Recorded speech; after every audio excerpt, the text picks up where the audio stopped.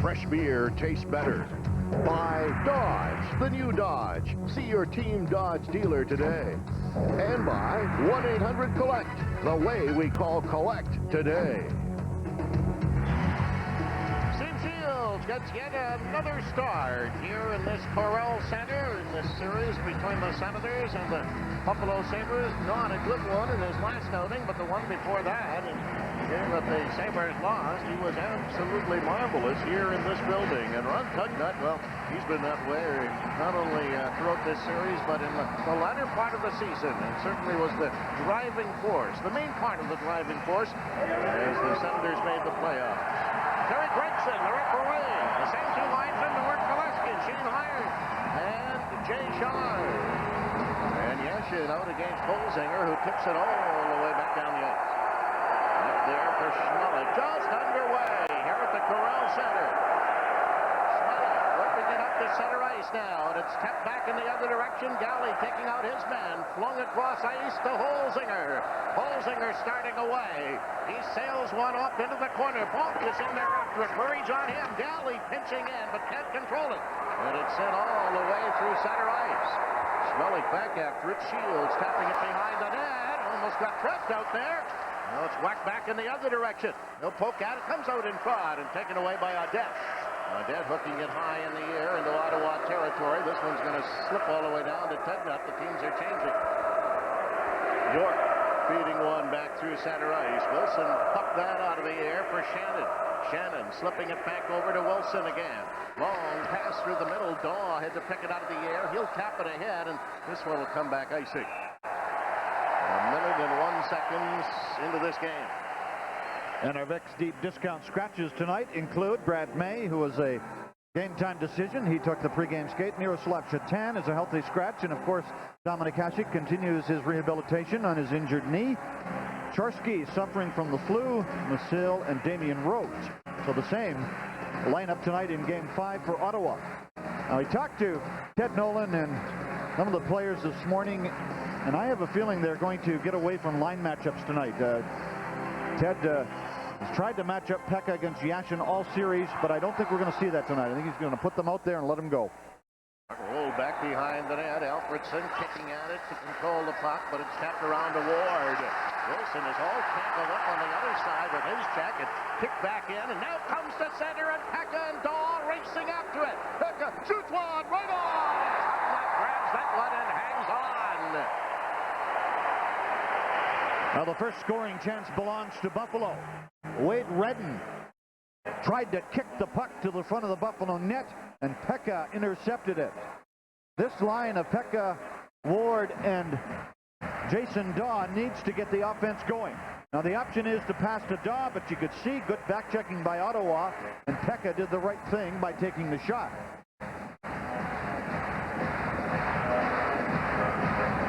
That was going on back in the Buffalo end. Lambert and Wilson were all tangled up, and they were loath to pry one another apart, but finally did on their own, and no penalties called. So Clint trying to come up with it now, but it's Shannon who feeds it around on the other side. Zhitnik held it in momentarily. Now it's tipped to center ice. That'll be taken back by Schmelik, who promptly gave it away. Haig hitting the Buffalo line and over, stuffing it into the corner.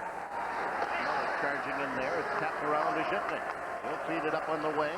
Roshik trying to work it out, can't do it, and finally Zhitnik just rips it back through the middle. Kachanik after it. Off the board, Schmelik holding it in. Tucked away from the check, tried to knock it back down low, couldn't do it. Recovered by Zhitnik. Zhitnik sending it now to Schmelik. Schmelik coming to center ice. In it comes off Roshik, who taps it around behind the net. Volkinen after the puck. He fired it to the blue line. Not out. Buffalo keeping it in. Volkinen getting it back again. Throws it around on the other side. This is going to miss everybody and down the ice, and Zhitnik charging back after it. As a result, this time the icing is going to go against the Ottawa Senators. Well, here tonight, when the teams took the ice for the pregame skate, this is what happened as Lambert, of course, involved. Matthew Barnaby is right in the middle of it. There's Matthew with the silver tooth, and Cunningworth involved, but no punches thrown. And it actually broke up rather peacefully, but Of course, Matthew Barnaby, 14 penalty minutes in that 5th game at the Marine Midland Arena, back playing with Michael Grosek and Derek Plant here tonight, a line that was very successful during the regular season. And Primo is out now between Ronan and Ray. Lokinen steering it around on the boards. He'll bring it away to center ice. Still controlling, now flipping it in off the glass. That'll be tipped back in the corner again. Ronan poking away at it, can't get it. Crow keeping it in there. They'll all jam on the wall again. Fished free by Gardner. Gardner tried to slip it out in front. Broken up by Ronan, but he didn't get it out. And finally, Primo helps out and banks it off the boards to center ice. Ronan charging after it, but he's being hooked from behind by Crow. And around into the corner. Lokinen leaves it to Pitlick. Pitlick doesn't get it out. Primo kept it in momentarily. It's drifted around on the boards again and sent to center off Galley. Galley poking it back. Here's Ray finding Bugner. Slipping it over on the other side to Galley once more. Hit by Gardner, and it ends up in Ottawa territory. Buffalo's trying to make some changes here. Pass coming up the middle. Tipped as far as the red line, but Burridge takes it away. Redden slapping it up to Bonk. Burridge got in his face. That's tapped away, back into the wall again. Kept in with Shannon tipping it around behind the goal. Again out in front of the goal! Hammered into the net, cutting it around in front, and the Buffalo Sabres on the goal from Holzinger have taken the lead early here in the first period. We mentioned neutral zone play. We won't see this on the replay because it's back too far. But Buffalo broke up the play in the neutral zone, raced into the zone, and this is puck pursuit. We've been talking about this all series. Look at Buffalo jumping in quickly on Redden, and it's Donald Adet with a perfect pass to the front of the net, 1-0. And how important is that first goal in this series? Well, the team that has scored it hasn't lost. Now tip back out to center ice again, trying to get away. Holzinger, he flipped it in over the line. This time Tugnut will play it off the boards. And back in the other direction, but Shannon can't reach it. Here's Shannon holding it in. Shannon into Holzinger. Tapped it off now to Burridge, giving it to Audette. Trying to swing around, got checked in the corner by Yashin. It's scooped free, but Shannon keeps it in. Audette fired one that goes wide. Around on the other side. Wilson getting there first. He holds it in, tipped at it again. This one goes over top of the glass, and now we get some more action going. Bonk and Wilson involved. But it appears as things will slow down a little bit. Brian Holzinger with his second goal of the series, building that one home. Audette and Shannon the assists on Empire. No question. It's no doubt, because hearing's believing. No Doubt, live in concert. Saturday, May 17th, live at Marine Midland Arena. Special guest, the Vandals and Civ. Get tickets now at the box office. All Fantastics ticket outlets and Tops Friendly Markets are charged by phone. Produced by Delsner Slater Enterprises. Brian Holzinger scores for Buffalo to make it 1-0 from Shannon and Audette, his second goal. And that early goal is so important in a game like tonight. You've got to feel Ottawa has to feel the pressure of trying to win the series here in this building. They have never been in that area before, most of their players. Flipping one in. That'll be knocked down, not out, but it's poked now to center ice. Left back there, Zhitnik tipping it ahead, picked off, and Van Allen got it in over the line. But Schmelik is there to send it up to Daw. Daw looking through the middle to Zhitnik. Long shot. Tugnut stops that one and knocks it away. With the Senators to bring it back again with the pass up the middle to Daig. Daig in over the line, trying to leave it there. Does. Van Allen furthers it into the corner. Van Allen after it again. Pekka's after him. Got it out in front. Back it comes to Pitlick. Takes his shot into Daig. Daig gets knocked down by Zhitnik, and it's taken away, but there's a penalty coming up here to Zhitnik. Well, they're calling it interference, and I'm sorry, I don't believe that. The player who went down had the puck. Now it's Alex Zhitnik who's going to the penalty box. I thought it was actually a pretty good play, as Gregson sends Zhitnik off 2 minutes for holding. Daig just sort of went down to the ice, and Zhitnik goes to the penalty box. And one of the stories of this series has been the Ottawa power play. And so Ted Nolan sends out his penalty killers. And Jacques Martin with 6 power play goals. His club has scored. They're 6 for 27. And the guy they want to get the puck to, of course, is number 19, Yashin, as he is the quarterback, along with Duchesne back on the point. Alfredson, the sniper, he'll be around that front of the net on Steve Shields. Ottawa looking for its first shot on goal. Buffalo has 4. But this is the first power play for either team. Duchesne keeping it in. Getting it back again, cleared it in every side on it. Right in front! It's fired wide by McEachern. Stuffed back in now to Yashin. Yashin drops it off in front of the net. That's scooped away, and it's dumped right back down the ice. As Burridge got his stick on it, and Burridge now heading to the bench. Senators winding up with a minute and a half to go in their power play. Loganen drilling one in, finding the glass. Pekka charges after in the corner, slips it around to the boards, and it's cleared by Duchesne and down the ice. Shannon got a hold of it. And now Buffalo does some more changing. And the Senators come back again. Duchesne slipping it up on the wing. That'll be tapped around behind the goal. Shields couldn't get it. Stuffed around on the board. McEachern keeping it into Alfredson. McEachern turning once more. Still with the puck. Tucks it back into Alfredson again. Schmelik's on him. Picked it beside the net. Look back in the corner. Pekka got it away and rips it around on the boards and back down the ice. And the Sabres making very quick changes here to keep fresh troops out during the penalty killing process. Ottawa with York leading the rush this time. York hitting the Buffalo line and over.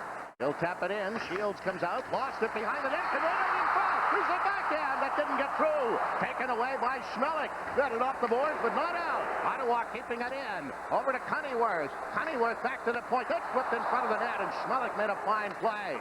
Schmelik got it off the glass, but not out. Senators keep it in. Cunneyworth with a shot, and he ripped it wide. Picked up finally by Holzinger, and he finds an opening and sends it down the ice with a dozen seconds remaining in the penalty. Ottawa coming right back again, up to Cunneyworth once more. Cunneyworth in over the line, gets fielded down, and it's picked up, and the Sabres clear the zone as Galley took out Cunneyworth. And Buffalo back at full strength. Shitnik hustling across the ice to the bench. On pass to Cunneyworth now, but this is clearly a two-liner, and will come back almost 7 minutes into the opening period. And the Senators, despite that flurry around the Buffalo net, did not get a shot on goal. Well, it all began as Steve Shields tried to stop the puck behind the net right here and missed it. And this was a great stop in front of the net. I believe that was the defenseman Gary Galley who stopped that. As Schmelik goes around behind and the puck squirts to the front. Well, it's Mike Wilson, I beg your pardon, who the puck glanced off his right skate. So some close calls, but Buffalo overall doing an excellent job of penalty killing. And Allen scooping it back in his own zone. Here's Duchesne taking a peek by coming to center, hit a leg. Duchesne trying to spear it along the boards, and it ends up being taken away by Shipnick. His pass up to Plank, and he couldn't control it. Knocked back in over the line. Hustling in, Dackel tried to clear it in front. Bugner broke it up. Bugner tied up along the board. Going to take his check out in the corner. Bugner all over Dackel. They poke out as they can. Bugner still involved. Trying to work it out of there. They still jam it in along the board. Now the Senators break it up, but they don't get it out. And it comes free and a long shot right on Shields. Hangs on to that one. The first Ottawa shot on goal with Buffalo in the lead on Empire. Howard Grossman does one thing better than anyone else. He plays the game of blackjack and wins big time. But to casino owners, he's not only good, he's dangerous. In fact, he needs a disguise to play blackjack at virtually every major casino. All because he figured out how to beat the odds. People have gladly spent hundreds of dollars just to learn Howard Grossman's secrets. And now you can learn from the master himself in his tell-all video, The Secrets of Blackjack, which can now be yours for just $19.95, but only through this exclusive TV offer. You have 12. The dealer's up card is 2. What do? You hit once, and I'll show you why. You'll learn everything you need to know to win. Call now and we'll include the handy reminder card absolutely free. Our guarantee, if you don't at least double your money, we'll gladly refund your purchase. 12 to 18. Most people would stand. Those people are wrong, and I'll show you why. Call now to order and see how easy it is to win.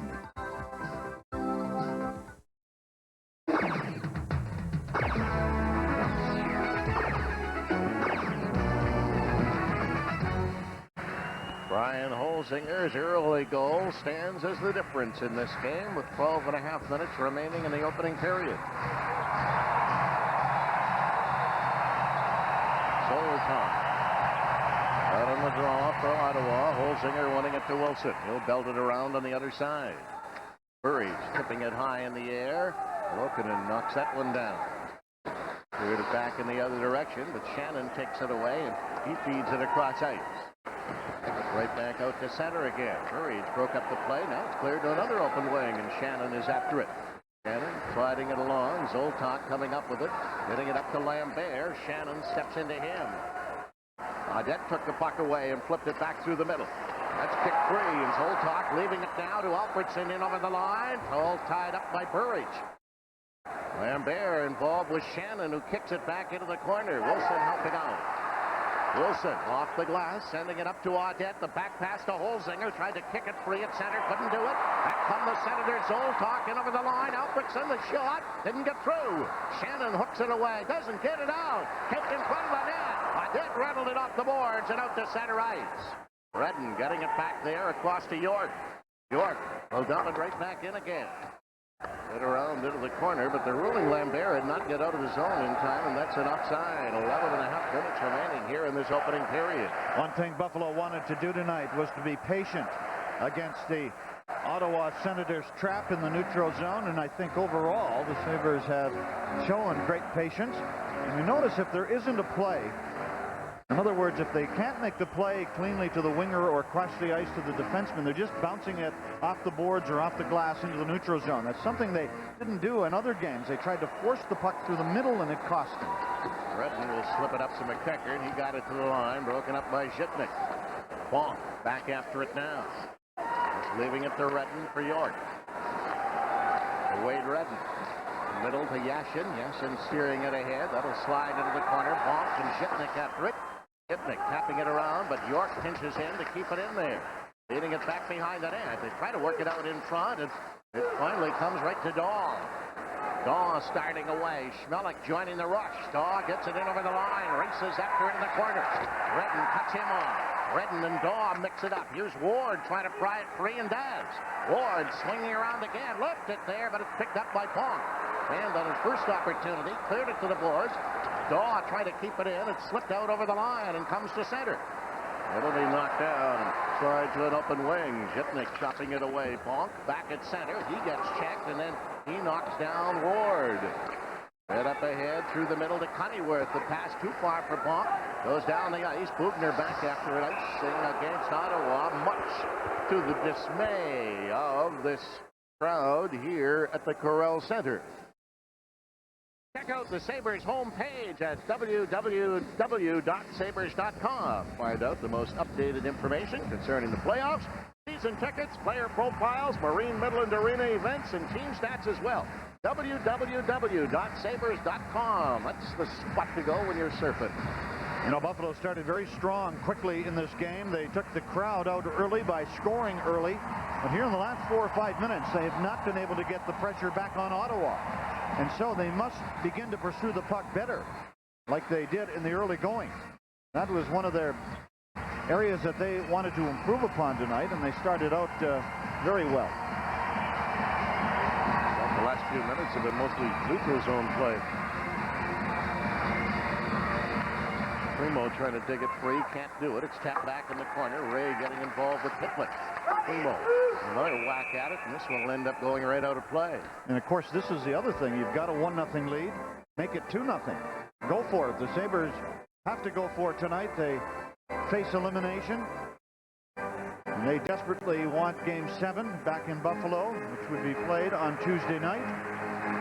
Talked to Donald Audette, who scored a goal at the Marine Midland Arena when he ever relieved to see that puck go in.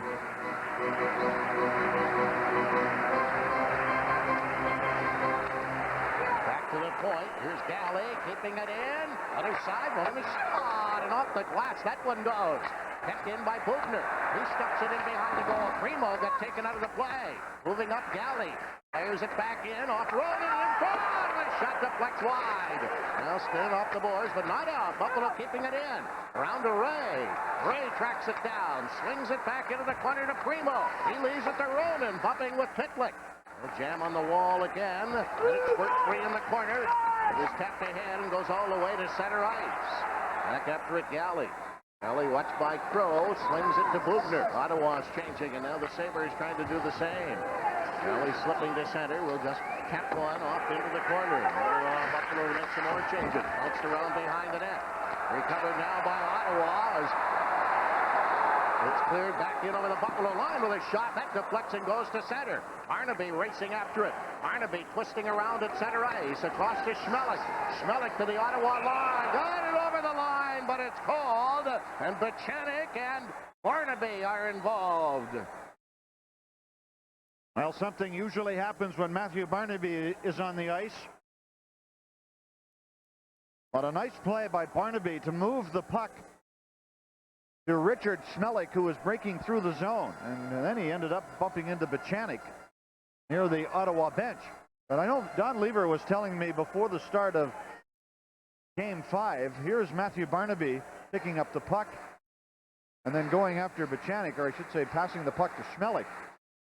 But Don Lever said against the trap, our defense cannot lead the rush. They must join the rush. And Richard Schmelik joined the rush on that play. Buchanan is after it now behind his net. Pratt keeping an eye on him. Buchanan rips it through the middle. That's going to go all the way to Shields. Sliding it around to Schmelik in the corner. Schmelik would pass up on the wing. Grosek couldn't catch up to it in time. Flipped in the other direction, and Plant is there to work it over to Schmelik. For Zhitnik. Zhitnik, cross-ice pass, comes to Plant, coming with Barnaby. Plant in over the line, didn't get his shot away. He got checked, and it's Van Allen coming to center, and he's checked by Grosek. Buffalo getting it back with the Senators making a change. Schmelik coming through the middle, but cannot get away. And managed to clear it along the boards. Alfredson tapping it across ice to Redden. Redden will smoke one in. That'll be slipped around to the other side. Back for Alfredson. Alfredson clearing it in front. Backhand. Shields kicked it away. Rebound. It's set wide into the corner. They'll poke on the boards, and it's taken by Zhitnik, who gets it out to center. And back in again, and offside coming up here against the Ottawa Senators, and Lambert. Well, first of all, he was involved with Zhitnik, and now Grosek coming over to join the mix. Buffalo in the lead on Empire.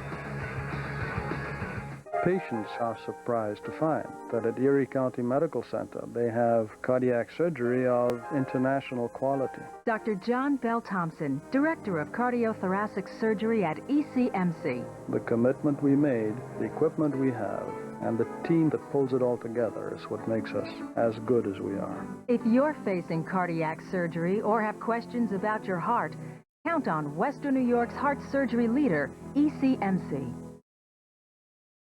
Well, a packed house here at the Corral Center in Ottawa, and some strange-looking people in attendance, I might add.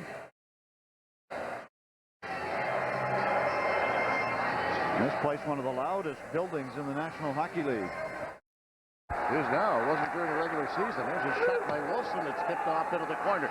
Lambert gets spun around, but it's stepped off the skate all the way to center ice. Wilson breaking it up. Now it's scooped ahead to the Buffalo line again. Zoltok ripping it off the goal post.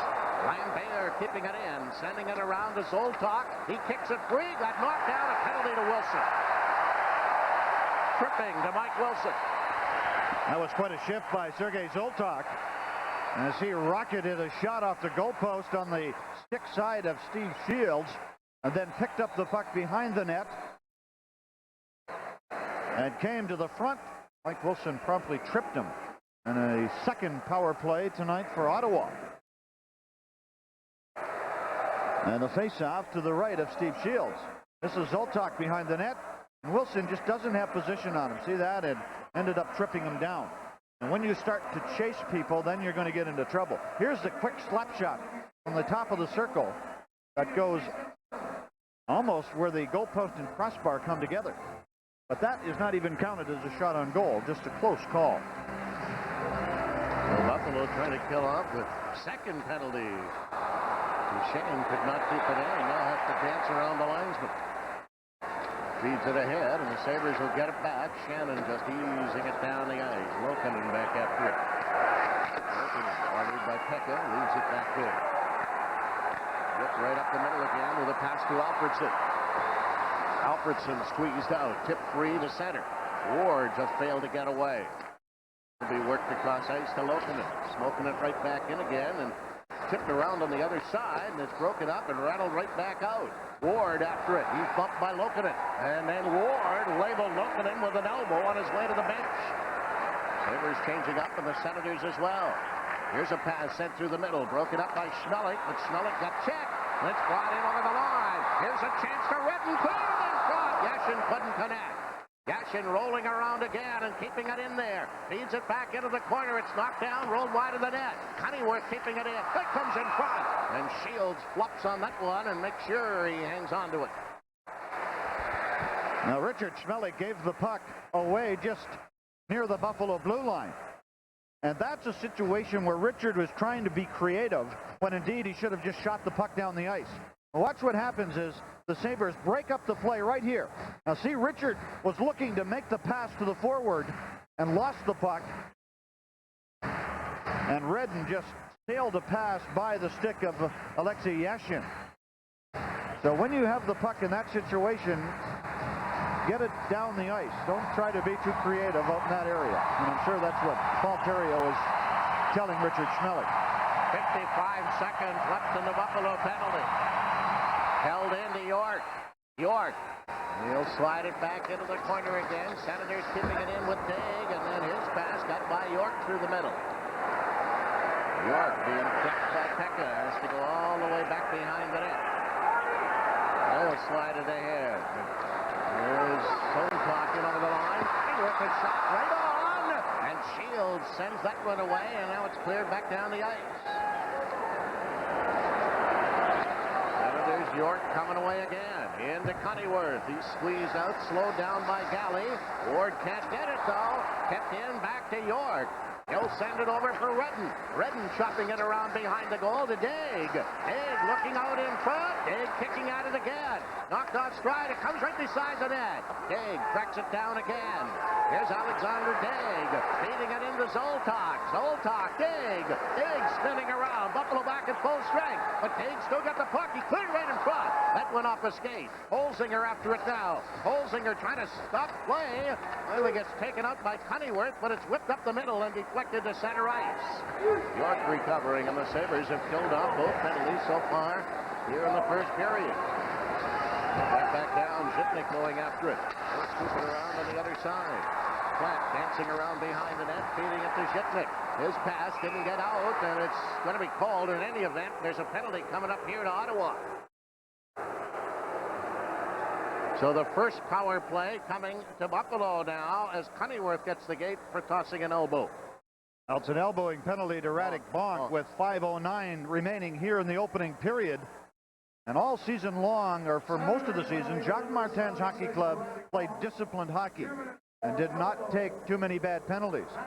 There was no penalty called in this play as Zhitnik is taken hard into the boards by Radek Bonk, but this elbow flies up on this play. And so the Sabres try on the power play. I talked to Donald Adet this morning, and I just mentioned the word power play. He just threw his hands up in the air and said, I don't really want to talk about it because it just has not operated efficiently. Just 1 for 18, but tonight is another game, and this is their first try. You don't worry about what happened the last game. You can only fix what happens in the moment. Plant is out between Grosek and Dawn. There's a pass. Derek Plant. Swing it across ice. Grosek had to wait for it. Back for Zhitnik. And Buffalo's going in the wrong direction. Left for Plant. Plant trying to turn now. He's got room to come through the middle and does. Flipping it in over the line. Grosek got taken out. Plant trying to carry on. Worked back to the point and fed down the ice by Van Allen. Shields is out to squeeze it up the middle for Zhitnik. Zhitnik cranking one up. Off the glass in the corner, tipped around behind the net. Senators got it on the boards, and it ends up going to center. Schmelik taking it back. He'll leave it for Shitnik. Shitnik being bothered in his own end, having difficulty with Gardner. Now turning again, Shitnik dealing it across ice for Daw. Daw through center ice. That's broken up at the blue line. Rolled back along the boards, kept in by Buffalo. And now Ottawa get it, but don't get it out. Second effort, bringing it to the line, swept to center, 2-on-1. Gardner coming with York. Here's Gardner in on goal, shoots one! Shields makes the save. Gardner builded in there by Galley. Back comes Buffalo with a long pass up to Groschick. Groschick hitting the Ottawa line, squeezes it over to Burridge, looking for the trailer. Burridge cooking shot. Tucknut grabs that one and hangs on to it. Well, in game one, Buffalo beat Ron Tucknut up high. And on that shot, he was down on his knees as Burridge let it go. And if Burridge gets it up a foot higher, it flies into the top of the net. That is a habit that Tucknut has. He's not a big goaltender. This was a 2-on-1 break. A brilliant pass from Randy Cunneyworth gave that scoring chance to Bruce Gardner. But a nice save by Shields, who looks strong in nets here tonight. Here's that slap shot. Actually, on the replay, Tucknut didn't go down as early as I thought he had. But one thing you do with Tucknut is look to go high with him. 37 seconds remaining in the penalty. Puck breaked off the glass, over everybody and down the ice. And the Sabres will get another chance here as it's swept around to Galley. He'll feed it back to Holzinger. Bring it behind the net. Left there for Holzinger again. Holzinger starting away. Up to Shannon. Shannon over to Galley. Galley flipping one in. Whoops. That one got away and ends up maybe into a seat that Gary Galley paid for tonight. He bought 18 tickets for this game. Well, he had 18 and Matthew Barnaby had 13. Now, Matthew paid for 6 of the 13, and I'm not sure about Gary Galley how many he paid for, but tell you one thing, playoff tickets are expensive here in Ottawa. So Bonk with 13 seconds remaining in his penalty, and the Sabres can't get anything going again in the Ottawa zone, but Randy Cunneyworth having a fine series defensively, did a great job of penalty killing. Ottawa is very aggressive, particularly when they pursue the puck in the Buffalo zone when they're a man short.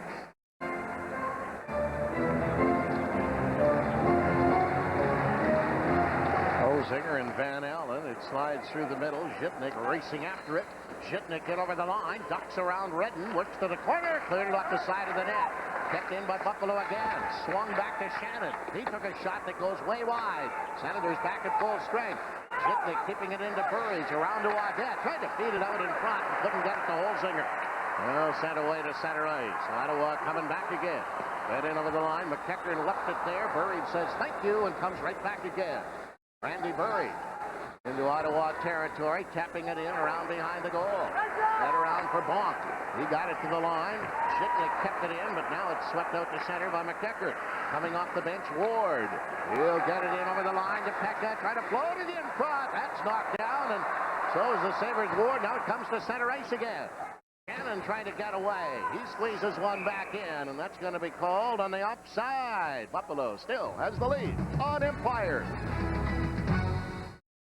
They're really your employees, but they feel a lot like your family. You're fond of many of them and accustomed to the rest of them.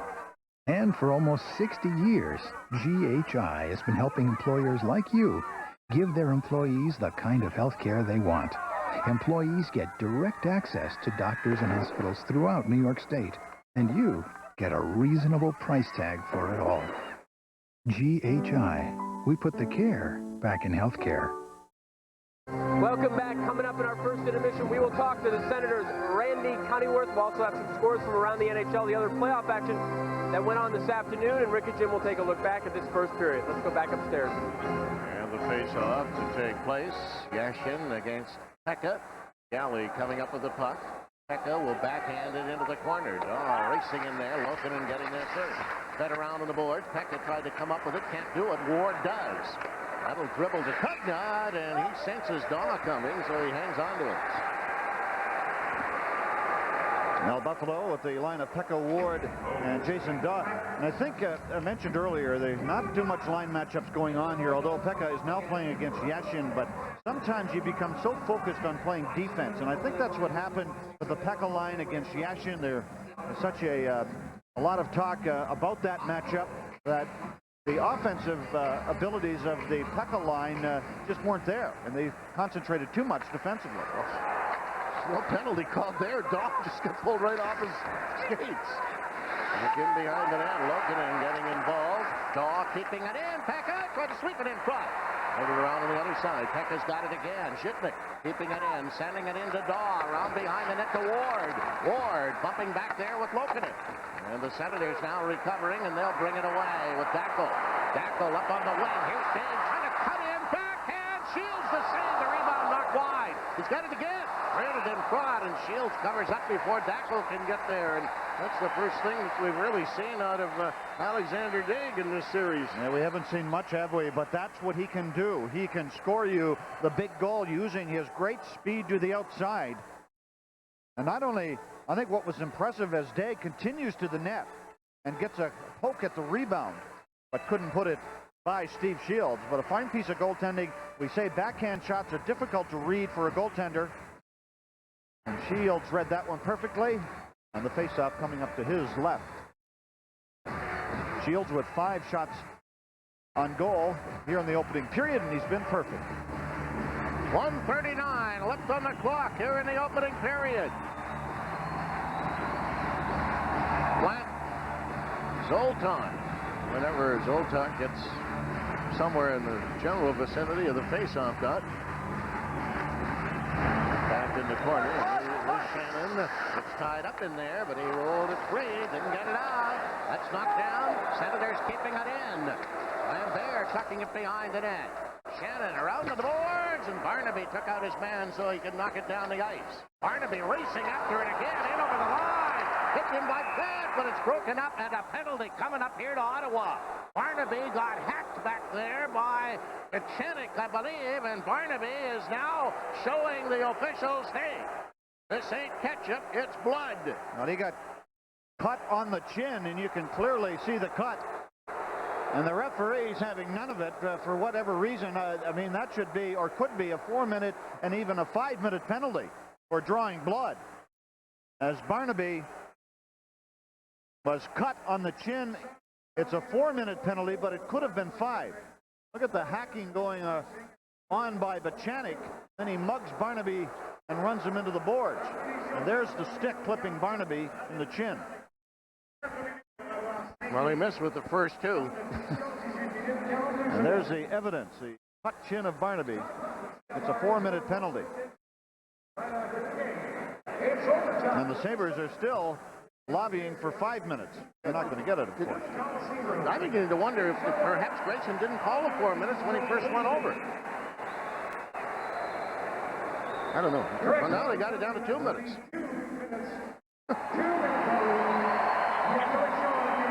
No, that's exactly. It could have been about 6 minutes. There were 3 major slashes on the play. You got 2 minutes for each one. But I think Ottawa's very fortunate that it's only a minor penalty and not a double minor or a 5-minute, and that carries with it a game misconduct. This with 1:18 left on the clock here in the opening period.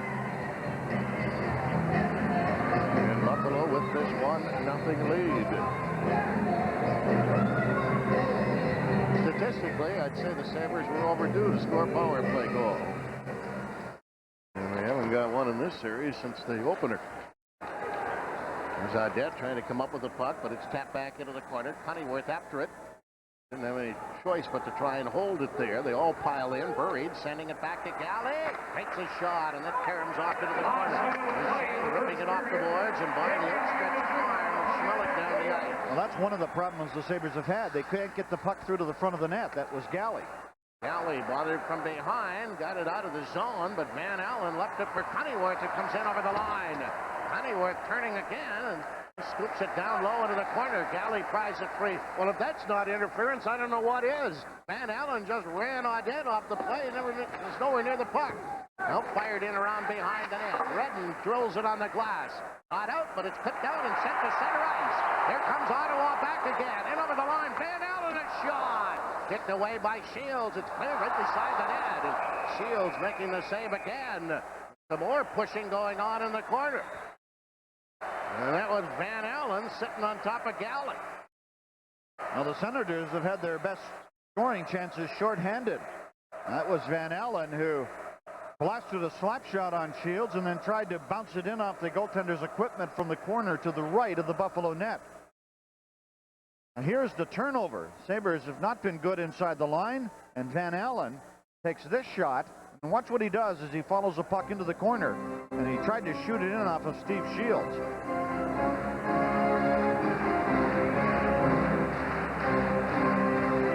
Well, the good news is for Buffalo, they're still on the power play. The bad is the face-off's in their end. Gardner will come out and take it against Beckett.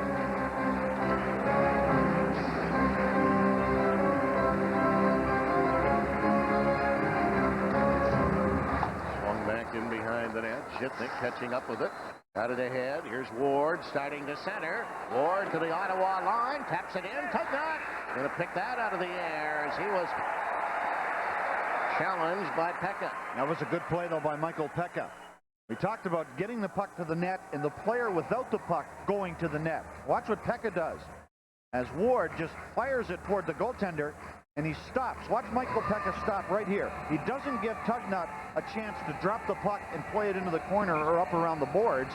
And now we have a big faceoff coming up with 7.1 seconds remaining in the opening period. If the Sabres do not score in those 7.1 seconds, there will be 42 seconds remaining in the Chantic penalty to begin the second period.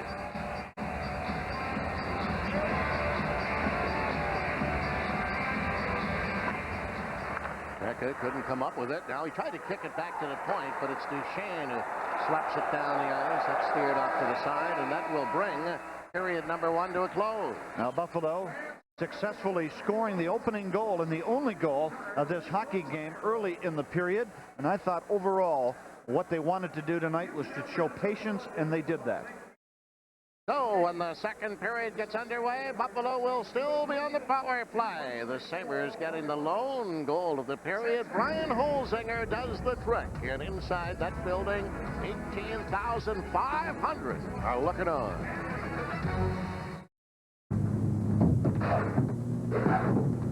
There was a time I had trouble getting around. I had to depend on others to help me. Now it feels great to have independence with a Rascal scooter from Electric Mobility. If you or someone you know needs low-cost personal transportation, call this number for a free catalog on Rascal 3- and 4-wheel electric scooters. The Rascal is so easy to operate, you can control it with just one hand. Plus, your Rascal is portable with a unique take-apart frame. Take advantage of our money-saving offers, easy payment plan, free test ride, and see if you qualify for partial or, in some cases, full medical insurance reimbursement. Call for a free catalog and to learn about our money-saving offers. You can even arrange a free, no-obligation test drive. Call toll-free 1-800-781-6767. 1-800-781-6767. Call now. 1-800-781-6767.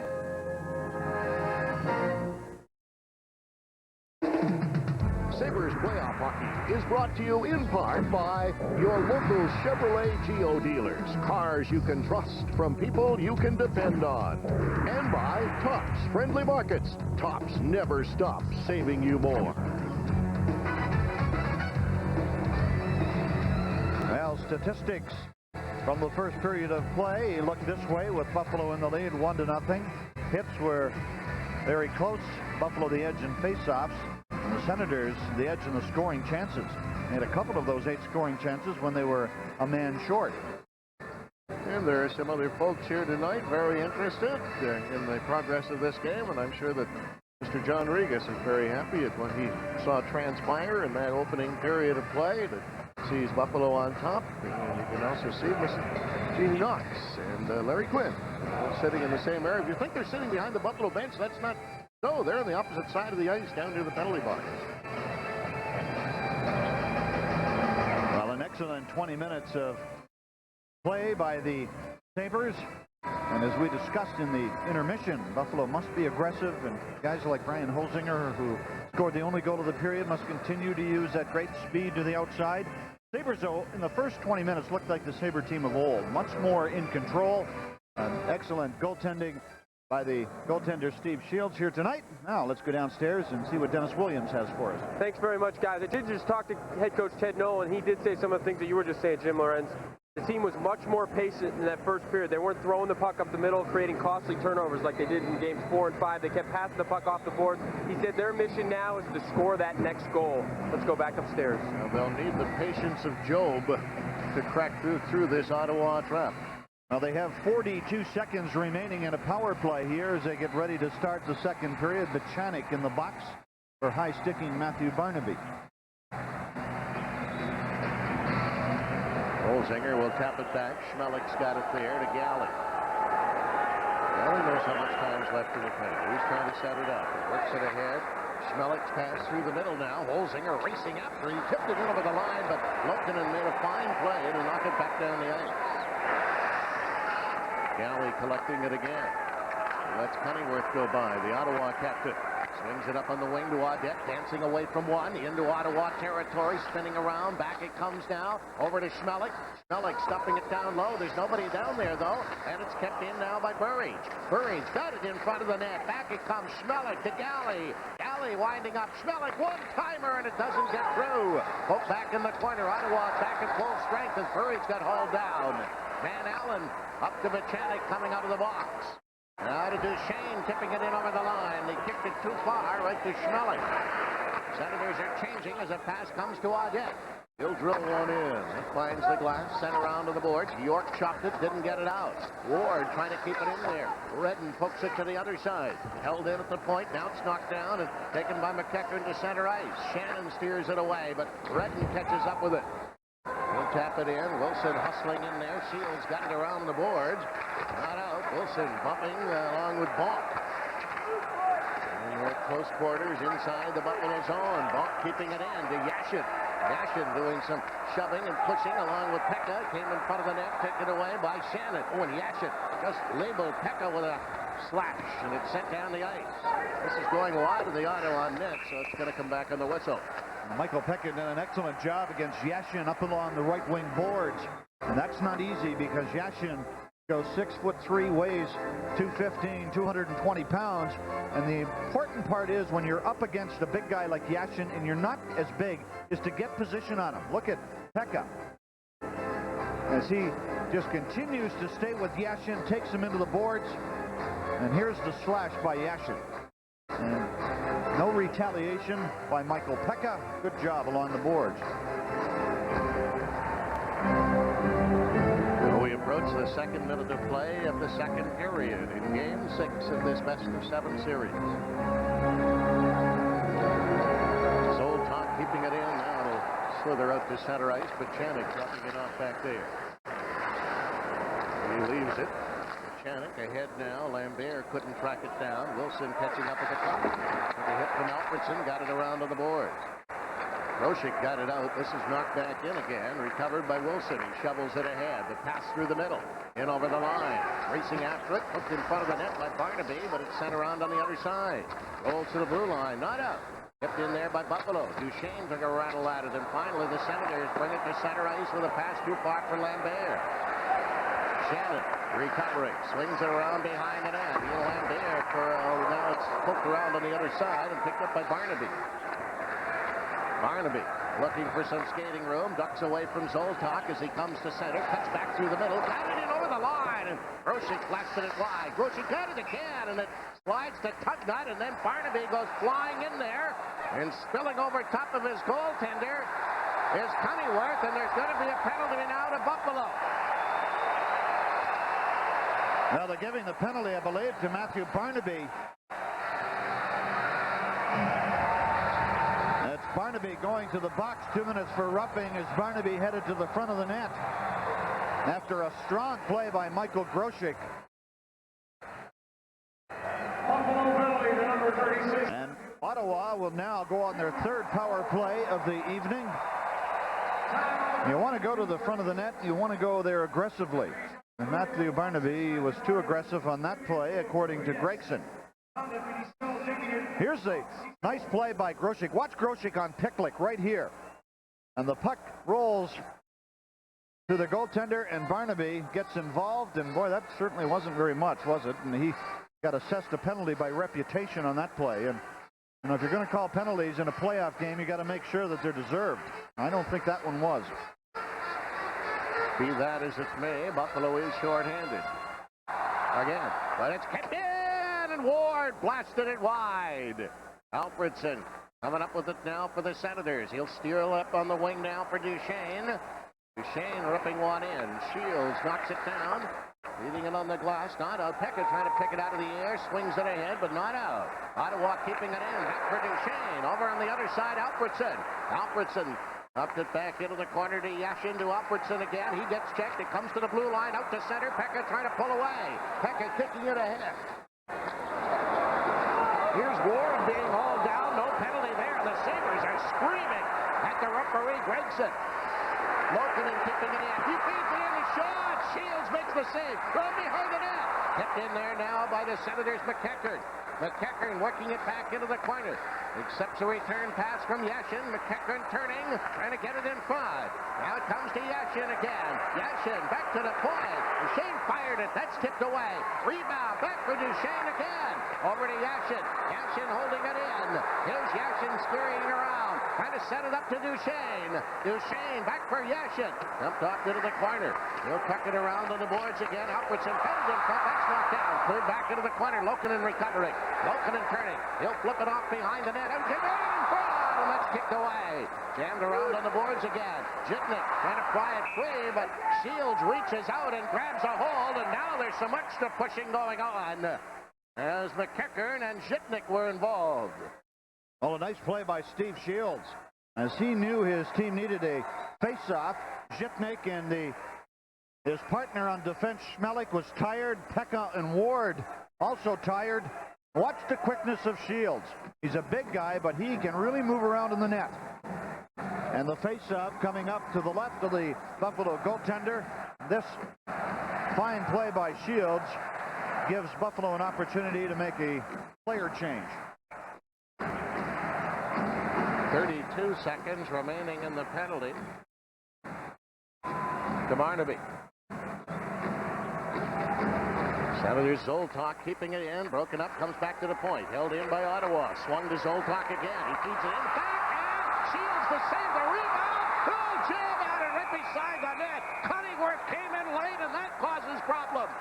As Holzinger took a rip at him. Well, solid goaltending again by Shields.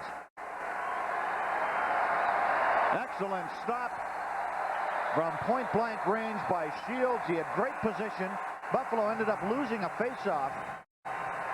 And this is Alexander Daig. Wow, that's two fine saves. Shields stacking the pads, and then he stopped the loose puck. But I guess the point of that replay is how did Daig get 1-2 chances, and then the Senators get that third opportunity. Now the Sabres have got to do a better job in front of their goaltender. Still 20 seconds remaining in the penalty. Zitnik feeding it around now. Burridge has got time to send it down the ice. Left back there for York. York curling around behind the net, glancing at the clock and bringing it away. York hitting center. He'll rip one in, kick wide of the net. Shannon chops it, got it to the line and up to center, and Buffalo's Barnaby steps back on and steals it away from Redden. Leaving it to Burridge and over the line. Whoa, timer right on by Holzinger. Bounce back into the corner again. Finally taken away, and York brings it to center with a breakaway pass up to Daig and over the left, and leave it there. It's put wide into the corner. Galley feeding it on the boards, trying to kick it free, can't do it. Ottawa keeping it in. Zoltak then lost it to center ice. Senators bringing it back in over the line. Pitlick shovels it into the corner. His teammates are changing. Galley recovers.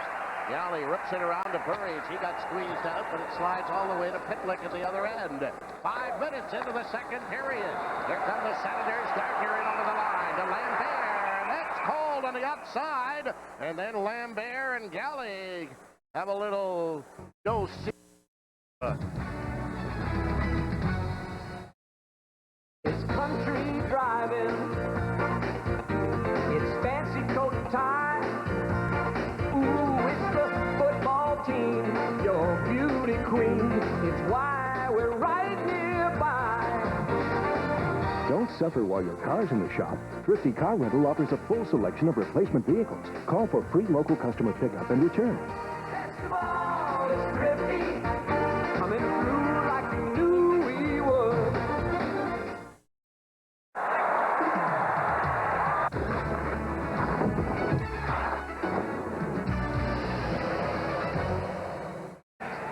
A little over 5 minutes to pass by here in the second period, and Barnaby and Ray and Lambert, I beg your pardon, hacking at each other before the puck is dropped, and now they're separated, and now they're going to be warned by the referee, Gregson.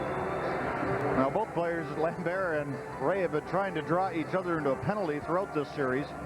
Neither has been successful so far. They're trying to separate now. Bugner will dump it to the corner. Shipnick off the boards, missed everybody. That'll go down the ice, and it's coming back after Luukkonen catches up with it. Well, the Sabres, after killing off that penalty, want to try to get some momentum going, and so Ted Nolan goes to the line of Primo, May, and Ray, at least momentarily. Now he makes a change, and the reason for the change is because the faceoff is back in the Buffalo zone, and that line is not great at coming out of their end of the rink. Here's May and Lambert just going at each other. And Holzinger will take this faceoff against Van Allen, who is a very good faceoff guy. I've been impressed with, or I beg your pardon, Bruce Gartner, who has been pretty good on faceoff throughout this series.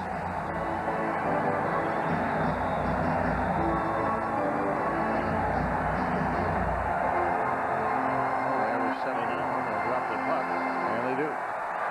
Tip to the corner. Bugner coming up with it. Around to the boards, not out. Pitlick keeping it in. That'll go to Dackel behind the net. Dackel looking out in front, still controlling the puck, drops it off to Lambert. Lambert trying to get away. He leaves it there. Van Allen shovels it off the boards. Recovered by Dackel. Dackel sending it down low again. Came right beside the net. Fired across to the other side. Burridge had Pitlick tied up. And back into Lambert. Lambert keeping it in. He gets squeezed out by Holzinger. Burridge pries it free, whipped it to center, and it's picked up now by Buffalo. Stolen back by Ottawa. Lambert, the long shot, he fired it wide. Lambert after it again, hoping with Bugner. Burridge throws it across ice. Ottawa changing. Shipnick trying to bring it out. Can't. Bonk keeps it in. And Bonk had his pocket picked by Audette. Up to Holzinger. And it comes to Burridge. Trying to get back to Holzinger.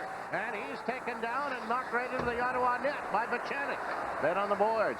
Sabres can't keep it in. It's kicked free. Out to center, McEachern. McEachern stumbled to the line and no farther. Drilled across. Duchesne taps it back in the other direction. Now catches up with it again and feeds it to center. Bonk will leave it there to McEachern. Sail again. McEachern back for Yashin. Yashin trying to bust down low. Goes behind the net. Headed in front. Right to the goal crease. Around on the other side. Shannon recovers for Buffalo. Shannon squeezing it up on the wing. It's clipped back through the middle, but Redden broke up that play. Pekka trying to catch up with it. Can't do it. And all the way to center ice. Wilson knocks it down with his skates. Hooked it back in over the line. And it's going to be called on the outside. Less than 13 to go here in the second period. Buffalo on the strength of a first period marker by Holzinger in the lead on Empire. Santangelo has been creating hair designs and servicing men and women's hair for the last 30 years. Santangelo will make that dream turn real. For hair loss, Santangelo offers 2 procedures, gradual integration and micro-incision crafting. With Santangelo, you'll get the look you're after. Hi, I'm Ralph Santangelo. From hair designs to hair additions, surgical and non-surgical, you'll love our look on you. Just call or stop in for a free consultation. Santangelo, for that look you love. Here's a look at many of the individual one-on-one battles going on down on the ice. The good play by Buchanan as he catches up to Holzinger. Holzinger goes to the front of the net, but just cannot get free.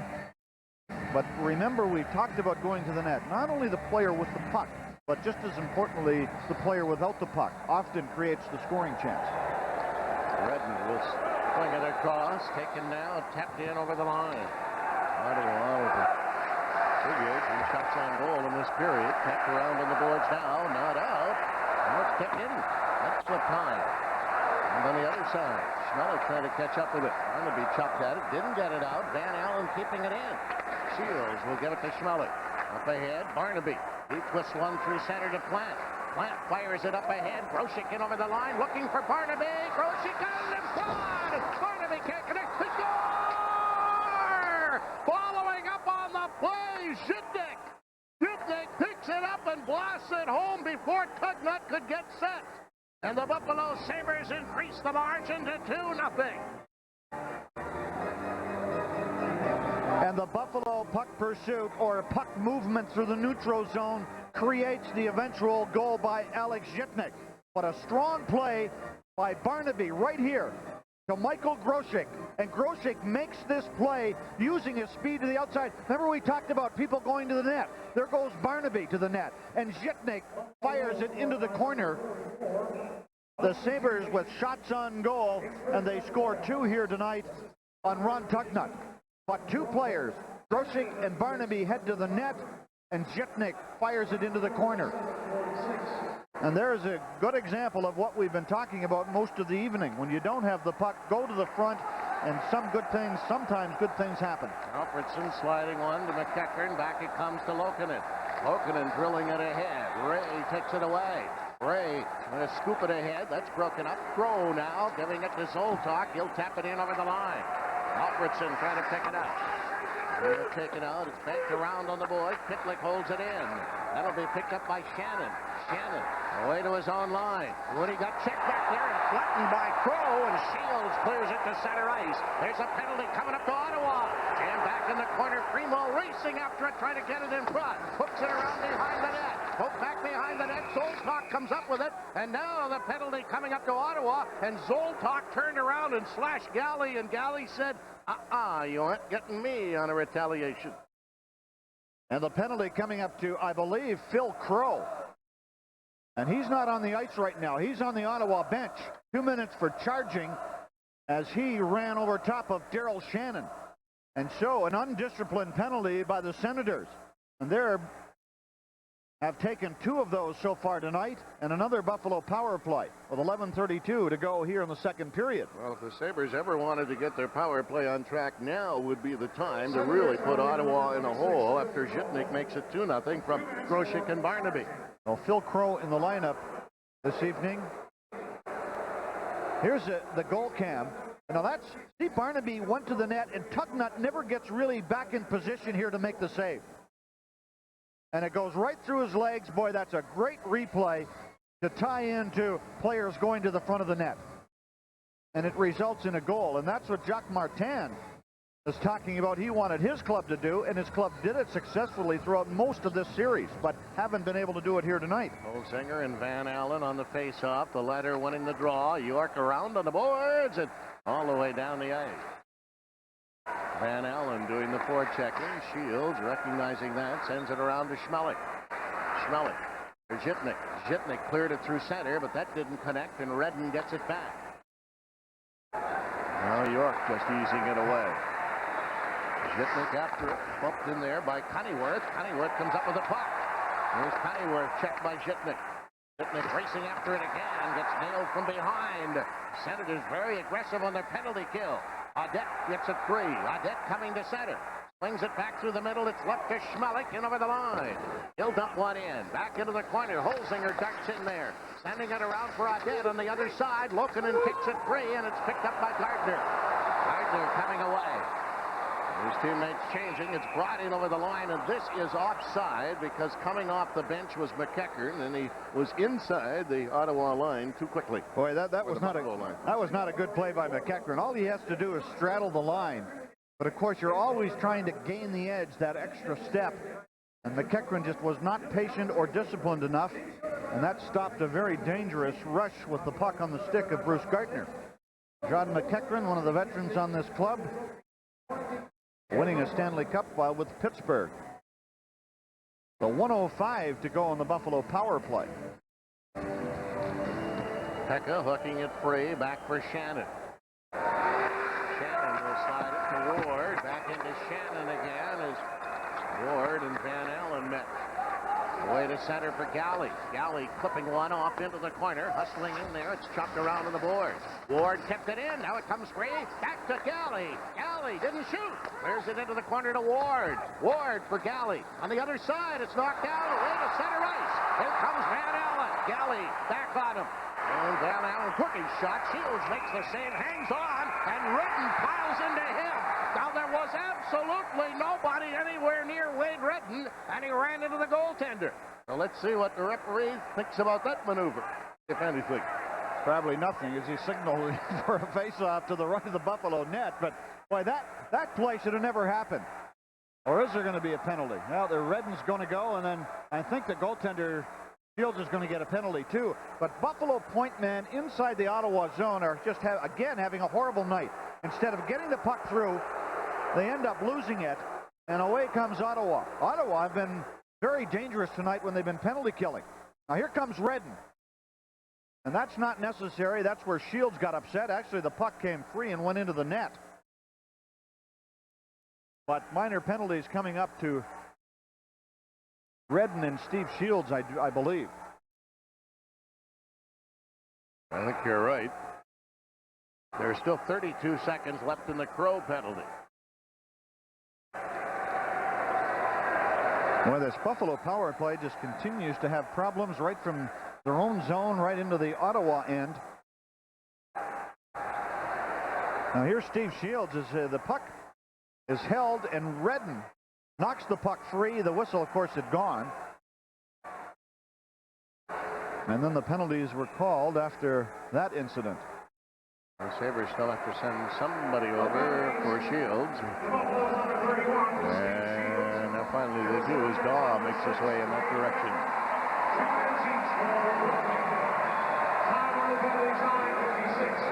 Now the face-off to the left of Shields. But boy, that goal by Alex Zhitnik is so important for Buffalo. They have not played well here in the second up until Zhitnik put it home. They were being outshot 7-1 at the time. They played excellent hockey in the opening period. They played patient. They moved the puck well and accurately. In the second, they drifted apart from their game plan, at least the first 6 or 7 minutes until Zhitnik scored. Now they'll get ready again.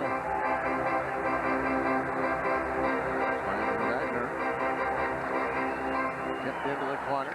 Halfway through the second period. Shannon waits back there. Gardner challenges him. Shannon now squeezes it ahead to Burridge. Burridge tried to flip it through the middle. Alfredson broke it up. Shannon back after it again. Shannon curls around.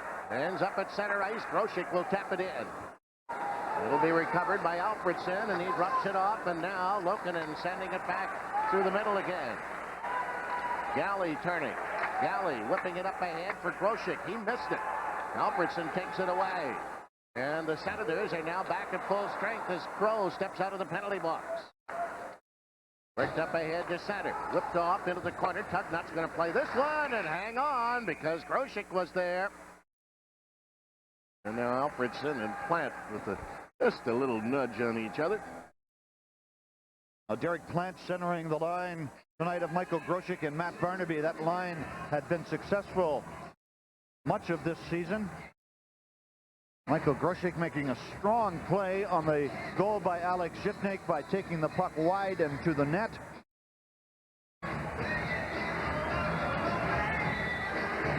Nine minutes, 19 seconds remaining here in the second. Now, Buffalo talking this morning about all of the off-ice distractions, and that has certainly affected some of the players. They admitted that. They said, why can't we just play hockey and just concentrate on that? And it's been a major job for the coaches to get them refocused, and they obviously have done that. What distractions? Yeah, that's true. Did I miss something? No, I guess so. A lot of people are talking anyways. I know that. That works. Ronan now, he knocks down Crow, and Ronan's going to get a penalty here. Now that's a bad one. 2 minutes for tripping. Ronan tripped up Crow, and Ottawa back on the power play. Ed Ronan playing his first game of the series. Brad May not able to go tonight because of a shoulder injury. Now here comes Randy Burridge. Is he ever hot? I think he's claiming that Ronan never touched him, that he went down, and I think he might be right. No, I don't think so. He tripped him up from behind. He took his stick and pushed the leg. Watch Crow go into the boards, and Ronan's going to just push his leg. See that? Yeah. I think actually he got a stick caught up in his shin pad there and couldn't get it out of the way, but that was certainly a tripping penalty. Well, Buffalo been successful in killing off every power play for Ottawa so far tonight. Obviously, it's 2-0 Buffalo. Alfredson tapping it back to Lokinen. Pekka keeping an eye on him, but Yanni Lokinen starts away. Slinging it up for Duchesne, coming up the rush. That'll be drilled around into the corner. Pekka flipped it and gets it all the way into Ottawa zone. Duchesne shadowed by Ward. Here's Ward on him again, but he got it around to Lokinen. He's bumped by Pekka. It comes McEachern to Yashin. Yashin to the Buffalo line. Trying to work on Smelik. They go to the boards together. It's tipped in behind the net. Take back to the point to Lokinen. Lokinen keeping it in. Yashin back to the other side. Duchesne with a shot. He missed. Rebound. Shields makes the save. And now he finds the handle and hangs on. Well, the backboard's very lively here in Ottawa. And that was Daniel Elferson, who was parked or cruising around the front of the net area as he usually is, and Steve Shields again using his size and quickness to make the save on Alfredson. Watch, the shot will come off the backboards. There's Alfredson going in front of the net. And look at that agility by Shields, and then he took the puck away from McEachern. So solid goaltending tonight, again by Steve Shields. Senators keeping it in on the face-off. Duchesne and shot. Look at rebound. In front of the net. Shields makes the save. Well, Shields is claiming, I believe, he was interfered with in front of the net, but he was out of the net by some distance. But again, Shields somehow spun around, got in position, and made the save. And the Sabres have got to start bearing down on face-offs. That was won cleanly by Ottawa. And that's what set up the scoring chance. Now look out, look where Shields is, way out of the net. And there's the interference as he was knocked down in front or interfered with. And he still recovered to make the save. What a piece of goaltending again by Shields. Making the save with the right pad. 1:08 left in the penalty to Ronan. And Shields with the equipment adjustment now. 2-0 Buffalo, 8:21 to go, second period, game 6. Ottawa leading 3 games to 2. Sabres trying to force one back in their building on Tuesday. Ripped around on the glass now. This gets by everybody and down the ice. York. Back to the Senators for Duchesne. Duchesne, the cross-ice pass. Honeyworth with a shot. That's kicked away. Shields got a hold of that. Knocked down at the line, but forced out to center by Burridge. Zoltok picks it up. His pass to Duchesne, broken up, cleared in the other direction. Shannon racing after it. York tipped it away. Ends up coming to center ice to Daig. Daig starting back. Hitting the Buffalo line, going wide is Daig. Daig around behind the net. Daig looking out in front. Buffalo still short-handed. Up it back into the corner again. Daig waiting for the return pass and gets it. Daig sending it back to the point, cleared to the other side, and it comes to Daig again, didn't get his shot away, and it's picked up now, flipped, not out, Duchesne keeping it in, long shot, Shields kicked that off into the corner, Daig going after it again, stuffing it around to the board, Senator Zoltok working it back to Shane, on the other side, York shot, high in the air, picked that in the air, bounces to the blue line, kept in, long shot, deflected wide, Buffalo back at full strength, here's Zoltok giving it away to Wilson, Wilson hooks it up the boards, it comes to center ice, racing after it, Ronan. Ronan squeezed out by Lokinen. It's recovered and fed back up ahead to McEachern. His pass in over the line. And a broken stick. Yashin carries out. Cleared in front. Alfredson piling after it. Jammed around on the boards again. And it's kicked free. Not out. Yes, it comes out now. Away from Pitlick. Pitlick at center ice trying to turn around. Gives it to Alfredson. Alfredson dances in over the line again. He drops it off. Scoop back into the corner. Hugner hustles after it. Down to the boards. Yashin keeping it in. Then he lost control. Ward, the pass at center to Ronan. Ronan in over the line. He doesn't shoot. Ronan taps it in. He'll head to the bench. Pekka behind the net. Right up back there. Ward trying to help him out, but it pops free, and Alfredson starts back, and there is a penalty coming up now to Ottawa. Lokinen is going to get it for going after his number 27 counterpart.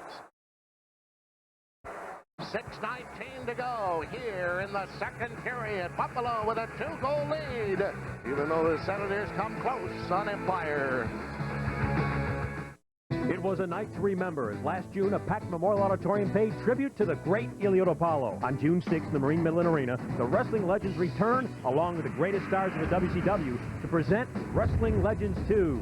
Also on that night, a special tribute to the greatest quarterback in Bills history, Jim Kelly. The greatest stars of the past and present again unite to raise money for Children's Hospital and the Apollo Scholarship Fund. Names like Lex Luger, the Giant, and the dreaded New World Order. Tickets on sale at the arena and all fantastic locations. Post time, please. Association of Canadian Public Street. Welcome you all transit to South.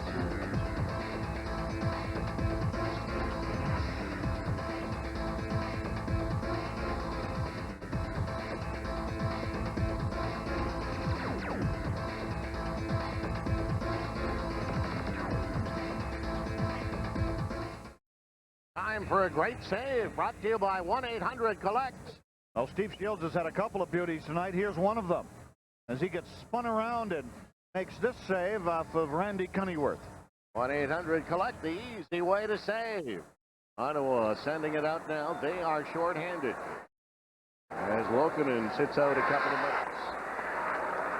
Jitnik, who has Buffalo's second goal, feeding it ahead. Schmellick's trying to get it up ahead to Audette. He clipped it in over the line. It ends up going to the blue line. Not out, but now Ottawa will tap it down the ice. Jitnik, chased by Cunneyworth. Spun away to get rid of him. Van Allen started in and now backs off. And Jitnik works it back through the middle. He'll clip it off the glass, try to chase after it. Elected to let it slide into the corner. Worked around to the boards, to the blue line. Plant keeps it in. Plant now for Grosek. Grosek working it down low. He took a push now. He cleared it back again to Plant, but it pops free. Rolled to the blue line. Kept in by Buffalo. Grosek again. Slapping away at it. So is Redden. And Van Allen gets it up to Alfredson one-on-one. Alfredson in over the line. Took his shot. Shields makes the save. Rebound, and he handles that one. And dumps it off. Plant starting back. Plant feeding it at center ice to Grosek. Grosek hitting the Ottawa line. In for Audette in the corner. He's taken out by Cunneyworth. Oh, brother, he was nowhere near the puck. Donald Audette was nowhere near the puck and got flattened by Cunneyworth. And Cunneyworth is again playing a very aggressive game tonight. But Buffalo's problems continue on the power play. When they lose the puck, here's the play as Audette pursues into the zone, and Cunneyworth just rifles him down to the ice. And some plays that should have been called penalties are not being called at all, and there's one of them. Well, that doesn't make any sense. No, Donald says, hey, what's going on here? 44 seconds left in Lokinen's penalty. But again, Buffalo losing the puck and losing the battles on the power play up along the boards. That has plagued them all series. Galley swinging it over now for Shannon to Gary Galley. Back to Shannon, trying to gain center ice. He does. Into Ottawa territory. Dropped it off to Burridge. Back it comes to Galley. Galley will flip it in now to Holzinger. Holzinger trying to spread him out. Holzinger works it down low again. Accepts a return pass from Burridge to Shannon. Over to Galley. Galley does not shoot. Galley to Shannon. Shannon working it to Holzinger. Holzinger curling around. Clears it into Burridge. Trying to feed it in front. Burridge has got it again. Shannon over to Galley. Took his shot and Tugnut picked that one up, but it was a blooper, a wounded duck. I'll tell you what, partner. I've spent years playing in front of the net on the power play, and if I was down the ice for this hockey club, I'd go nuts. Besides that, I never score any goals because the puck never gets to the front of the net. Now, Burridge, a couple of times, was standing in front of the goaltender. Look at Randy Burridge. Now, what's the sense of putting him there if you're not going to try to get the puck through to him? Everything is to the outside. And then the Sabres try to force the puck to the middle of the ice and end up with this shot from a bad angle, again from the outside. But a very poor job of particularly the Buffalo point men, of generating the offense back there. And the frustration continues on the power play. And now there are only 3 seconds left in that power play. Lokinen is on his feet. Van Allen works it into the corner. It's banked off the board, sent down the ice. Lokinen steps back on. Shannon to collect it.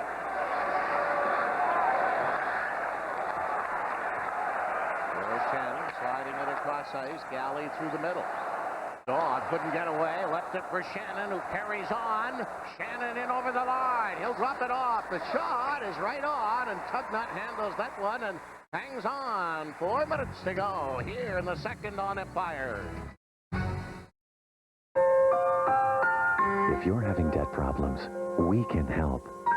We're Consumer Credit Counseling Service of Buffalo. I felt my whole world was crashing down. You were very understanding and worked out a payment program with my creditors. If it wasn't for you, I probably would have gone bankrupt. Our counseling is free and confidential. We're here to help. Call 854-1710. Welcome back. Coming up in our second intermission, Rob Ray will be our guest. Our buddies at Hockey Hotline will have an NHL playoff update back in the studio. And Rick and Jim will take a look back at this second period. Let's go back upstairs. All that, 3 minutes and 56 seconds in playing time away. Ted Nolan's Hockey Club tonight playing with much more emotion and desperation than Jacques Martin's Hockey Club. Well, Ottawa getting their chances, though. There's a shot by Zhitnik. It doesn't get through. It's fed up to McEachern. Challenged by Schmeling. But it's rolled free and slipped out to center ice and broken up there. Now chipped back in over the line as Pitlick got dropped by Pekka. Ward at center. He'll tap one in. Whoops, that got away and went right out of play. I think this line of Dixon, Ward, Pekka, and Daw getting a little more offense tonight. That's one of their goals, has been one of their goals throughout this series. Ottawa is out shooting Buffalo in this period 12-5, but the Sabres have the only goal. The Senators had a number of chances on the power play in particular. It's taken and rattled right back to Lokinen. Lokinen behind the net, off the glass to the blue line. McEachern picked it up but couldn't get anywhere. It'll end up at center. McEachern racing after it, though, and he can fly in over the Buffalo line, going wide. Zhitnik came back to take him down, but here's Yashin trying to get it in front. Yashin after it again. Schmelik's on him. They wrestle. McEachern trying to pry it free. Schmelik recovers. Schmelik tipping it to the blue line. Not out. Ottawa keeping it in. Long shot. Shields picks that one out of the air and gives it to Zhitnik. Up the boards and out to center. Lokinen coming up with it there. He gets turned around, and he slides it back into his own zone. Got away with that one. Now here's Schmelik getting squeezed out at the blue line, but he tipped it in over the line, and then he hacks Lokinen. And a pass through the middle to Yashin, but that's a two-liner from Randy Cunneyworth. It wasn't even close. Offside. Well, again, though, Richard Schmelik was an opportunity to dump the puck deep. And some of the times the problem you have, Richard Schmelik is a very creative defenseman who likes to carry the puck, likes to try to make plays and create offense. And sometimes you have to sacrifice that for the simple play of dumping it in. The Senators, certainly with their scoring chances. Here's a play I was talking about. Watch number 42, Schmelik, as he ends up with the puck right here. Now, he wants to try to create something or some offense and ends up losing it. And Ottawa goes on the attack. But the play there is to get the puck in deep.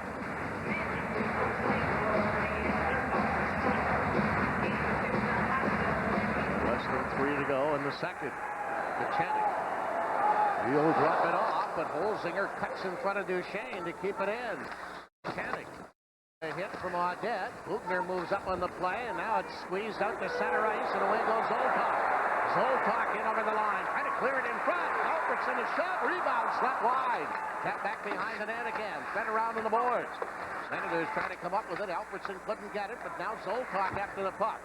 Audette high in the air to center. Burries didn't see it. It was behind him. Given away for Galley. He'll chip it in over the line. Duchesne flipping it up to Cunneyworth at center ice. Cunneyworth drops it back. Here's Alfredson to Cunneyworth again. Trying to cut in around behind the net. Flipped it right out in front. Comes all the way around to Alfredson.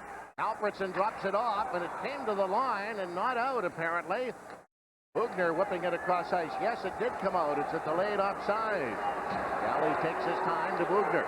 Up on the wing now to Holzinger. Holzinger taps one in and hustles for a change. York going after the puck. York beating it all the way to center, and Shannon gets it back. Here's Shannon tipping one right back in again into the corner. Pekka racing in there. Got it around on the board. Shannon pinches in to hold it in. Sending it to the other side. Ward on Redden. Ward keeping it in. Here's Ward. Back for Shannon. Couldn't connect. Pekka helps him out. Pekka drills it back into the corner. The Senators' Redden doesn't get it out. Shannon took his shot, knocked down in front of the net, and Tugnut covers up there. Great job of puck pursuit again by Buffalo. Jason Daw, Pekka, and Ward inside the zone. And Tucknut holds on for the face-off. 1:12 to go. And what you don't want to do if you're Buffalo in this situation is give up a late goal. But that was a poor giveaway, wasn't it, by the Senators? And Sabres go to the net again. That was Daw in front. And really did not get a hard shot on net. But they do end up with a face-off to the left of Tucknut. I'll tell you, Jacques Martin takes a day and a night to make a line change, and particularly if the Sabres have the pressure on. And it's a good ploy, actually, by a coach to slow down the momentum, but he takes a long time to get his players onto the ice. Back into the corner, and now taken away and fed off the glass. This will be rolled down the ice. Zhitnik, he's not in any hurry, but it's going to be icing. And I talked to Alex Zhitnik this morning after the morning skate. And I said, "Are you nervous, Alex?" And he said, "No, not at all." He said, "We know what we have to do." And he was talking about his play and admitted that particularly in Game 5, it wasn't very good. He said he tried to force the puck through the middle of the ice too much. He said he had to be much more patient this evening, and I think he certainly has done that. Not only that, he has scored a huge goal to make it 2-0 here in the second. And 1 minute and 3 seconds remaining in that second period. Barnaby tapping it back. Schmelik picked it out of the air, knocked it down to Barnaby again. Sean, that didn't get through it, hit the action. Fed around on the board. Senators trying to get it out, and finally do. Yashin squeezing the pass ahead, but Zhitnik is there to take it away from Gardner. And it's cleared back in the other direction. This is going to be icing against Buffalo. Alex Zhitnik shot that one too hard off the boards. And it was Picklick who really made no effort to try to touch that clearing pass from Zhitnik. Boy, as soon as the whistle went, Terry Gregson made a beeline to the Buffalo bench, and he's yapping about something over there. I'm not too sure exactly what. But it might have been some talk that he wasn't. Yeah, I think it was. Somebody yapped something at the referee, and he said, "Enough of that." The next time, he's laughing. Well, okay, maybe it was something funny. Yeah, it might have been a good line. Probably Barnaby or Ray. Yeah. So a very big face-off coming up now after the icing call. Holzinger will take this draw against Zoltok.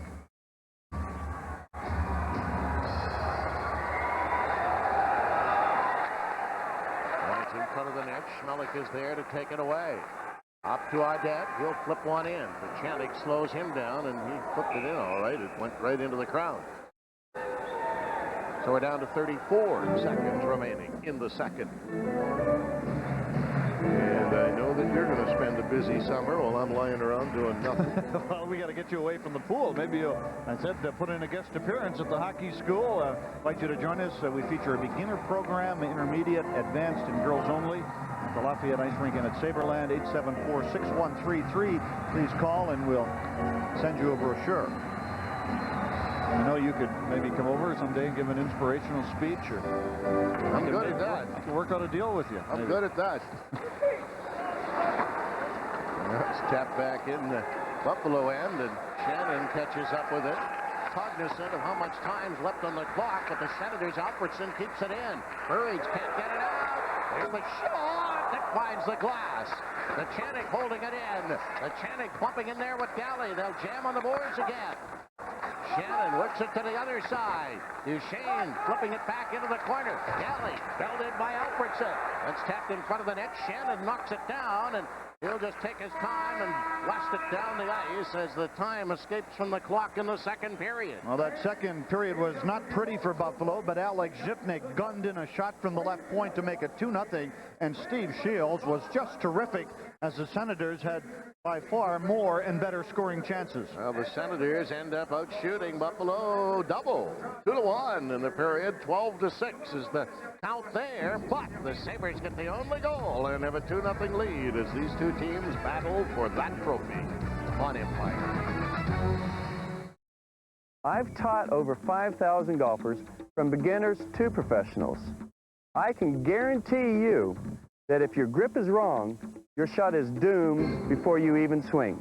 No matter how expensive your equipment, good golf requires a good grip. That's why this new Condor glove is the most exciting product I've ever seen. Your grip is the only link you have to the golf club. It gets the club face square to the ball at impact. A good grip is the easiest way to add distance, reduce hooks and slices, and cut strokes. To use the Condor Pro Grip, simply lay the shaft across the colored path, hold tighter where the fingers are shaded, keep the colored knuckles out of sight, and point the arrow at your right ear. That's it.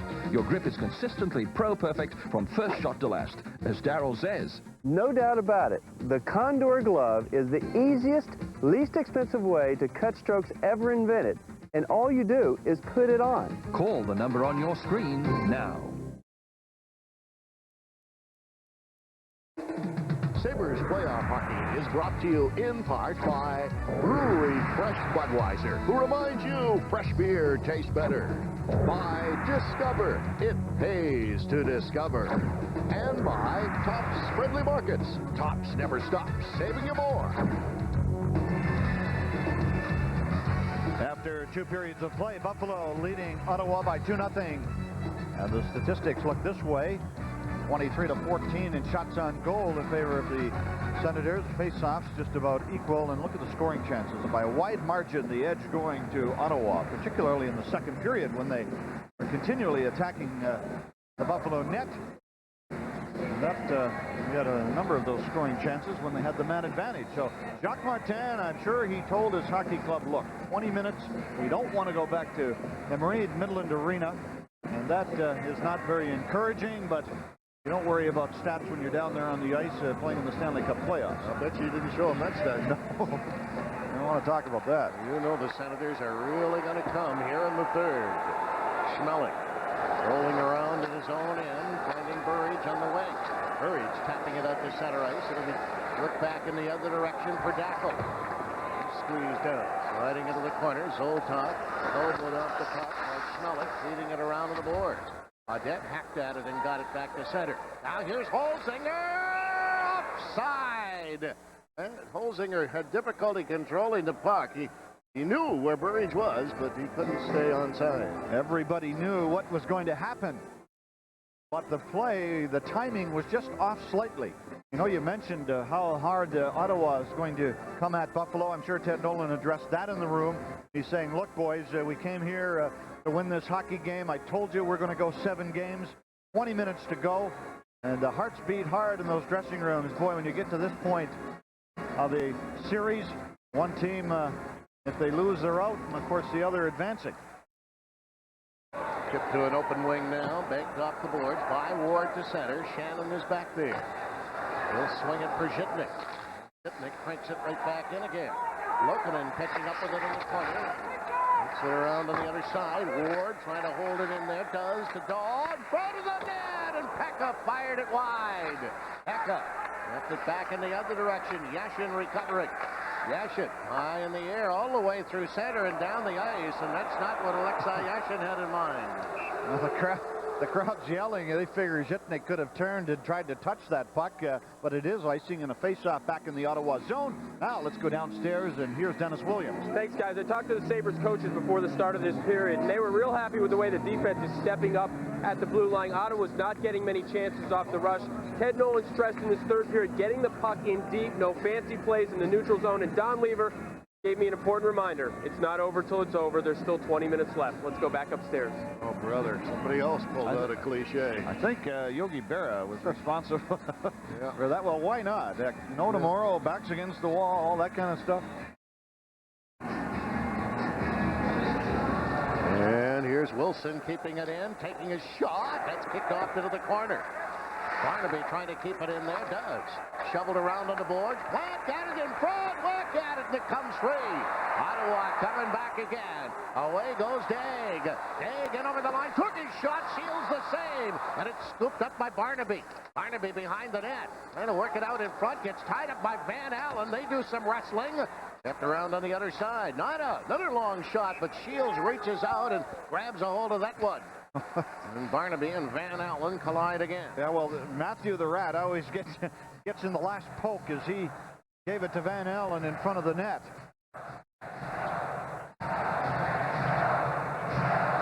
And here's Matthew Barnaby behind that. He almost gave that puck away to the front, and Van Allen did a good job of checking him. And and putting him in a headlock.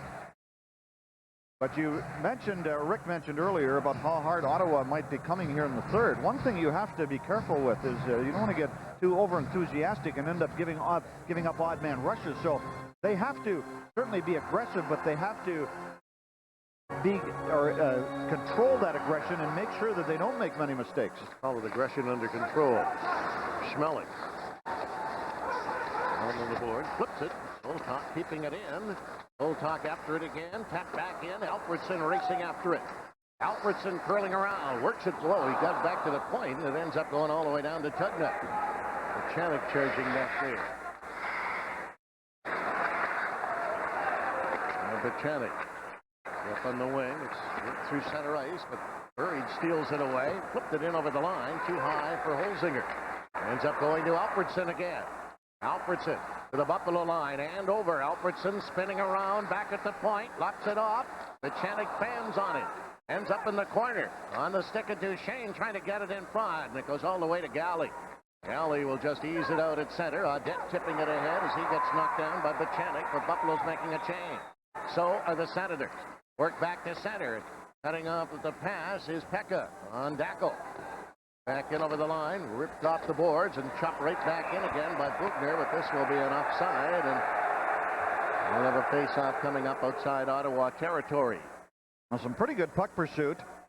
Bob Bugner ended up shooting the puck into the zone and the offside call, but Pekka with a good play in the neutral zone to create a turnover, and Daw chased the puck into the end, and that's one of the areas of Buffalo's game that has been lacking through much of this series, but is back in full force here tonight.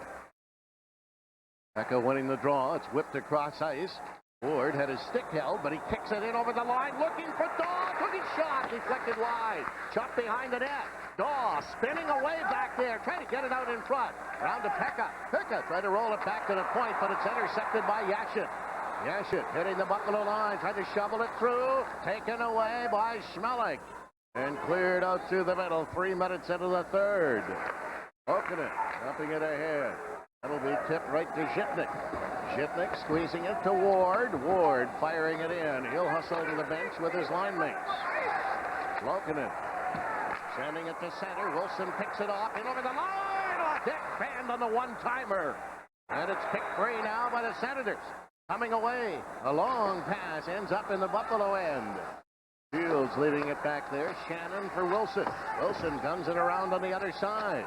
Tipped out to center, and here comes Barnaby. Barnaby in over the line to Groshek, and he drills it wide. Round to the boards. Plant keeping it in, then loses control. Worked out to center. Here come the Senators back again. Dig in over the line. Dig drops it back. The shot by Retton. Rebound, and that one goes off Shannon. Covered up now by Groshek. Groshek away to center. He'll sweep one in. Buffalo to make another change. Ottawa trying to do it as well. Redden starts back. Redden's pass through the middle. Down at the line. Zoltok after it. Trying to clear it in front. Dackel's got it in the corner. He's bumped by Galley. Dackel coming up with the puck and then has it taken away by Audette. Audette flipped it. Didn't get it out. Kept in by Ottawa. Stuck back behind the net. Galley charges into the corner. Galley trying to shovel it ahead to the blue line, but not out. Dackel keeping it in. Galley flips it. Got it up to Shane to center ice. Groshek took it away, trying to hit Audette with a pass, and that's chucked in the other direction. Coming back, Dackel. Dackel to the Buffalo blue line, gets taken out. The shot fired wide by Zoltok, and whipped out to center ice by Audette. Back in the other direction, broken up. Worked ahead now for Holzinger. That goes too far, and he'll bring it back on an icing, and Audette and Pitlick collide in the corner. But elect to go their own way. Buffalo with a 2-0 lead in the third on Empire. If your bank is going through a lot of changes lately, now's the time to change to M&T. We're offering great rates, like our 13-month CD at 6% and a 30-month CD at 6.5%. A free $50 U.S. savings bond when you open your CD. And more ways to make banking more convenient for you. So make a change for the better and change to M&T, all the bank you'll ever need. Now, this is the thing that they're calling Buddha power here in Ottawa and have been throughout the entire playoffs. Well, it all began with Tom Chorske, who had a statue of a Buddha in his dressing room stall, and they started to win hockey games, and that has become a good luck symbol here in Ottawa. And so far tonight, it has been unlucky with the Sabres up by 2-0, 15-13 to go in regulation time. Buffalo attempting to force Game 7 Tuesday at the Marine Midland Arena. Rolled in the corner, taken away by Schmelik. He'll squeeze it up on the wing. Back comes Daw. He'll flip one off into the corner. Ward charging in there, bumping with Pitlick. Daw's got it behind the net. Daw looking to Ward. Took a shot at the goalpost. Worked around on the boards again. Taken away by Pitlick. Pitlick's past the center, but Zitnik is there to corral it. Flipped up ahead, went behind Daw. The Senators start back again. The pass on the wing. Knocked in over the line. Banked off the boards. Not out. Ward can't get it out. It ends up sliding into the corner on the Zitnik stick. He'll drill it around on the other side. Daw picking it up. Daw feeding one across to Ward again. Pekka trailing the pass into Schmelik, and it's called on the upside. Daw unable to hold up at the Ottawa line. Now, Buffalo, the defense, I mentioned that earlier, as Lambert has a problem with Richard Schmelik. But Schmelik, with an opportunity to join the rush with the forwards, just failed to connect. I'll tell you, Dixon Ward almost made it 3-0 on this play. As Ward shoots for the short side, I believe it glanced off the blocker, a tuck nut, then off the goalpost. The Sabres here in the third are playing some of their best hockey of this game. As they're moving the puck well, you can see they're much more confident than they have been all series, and up to this point have been able to protect that 2-0 lead. York now leaving it to Bonk. He slips it ahead. Yashin feeding it through the middle. He tapped in over the line, and this is going to be an offside charged against the Senators, and a little pushing and shoving along the boards, but this isn't going to amount to anything between McEachern and Shannon. Now, this is where both teams, you have to eat an elbow or a high stick and take one for the team and not take an undisciplined penalty. Ed Ronan is playing up front with this line along with Barnaby and Derek Plant. Now, usually it's Michael Groschick who plays the left wing, but Ed Nolan is gone with Ed Ronan. And he ties up Bonk on the face-off. Yashin trying to get free in there. Finally rolled it in over the line. Shannon catching up with it. Watched by McEachern. Shannon lost it. Hit by Bonk. It's worked around on the boards. Ronan attempting to pin it there. He gets knocked down and ends up sitting on top of the puck, so they'll drop it again. But this time it'll be deep in Buffalo territory. 6 minutes into the third period. One thing about Ed Ronan, of course, he brings experience to Buffalo, winning a Stanley Cup with the Montreal Canadiens back in the early 90s. He's very good and smart as the puck comes around the boards. And he's good defensively in the Sabre zone. And maybe that's why Ted Nolan made the change on this line. The Senators with just one shot on goal here in the third period. The Sabres with two.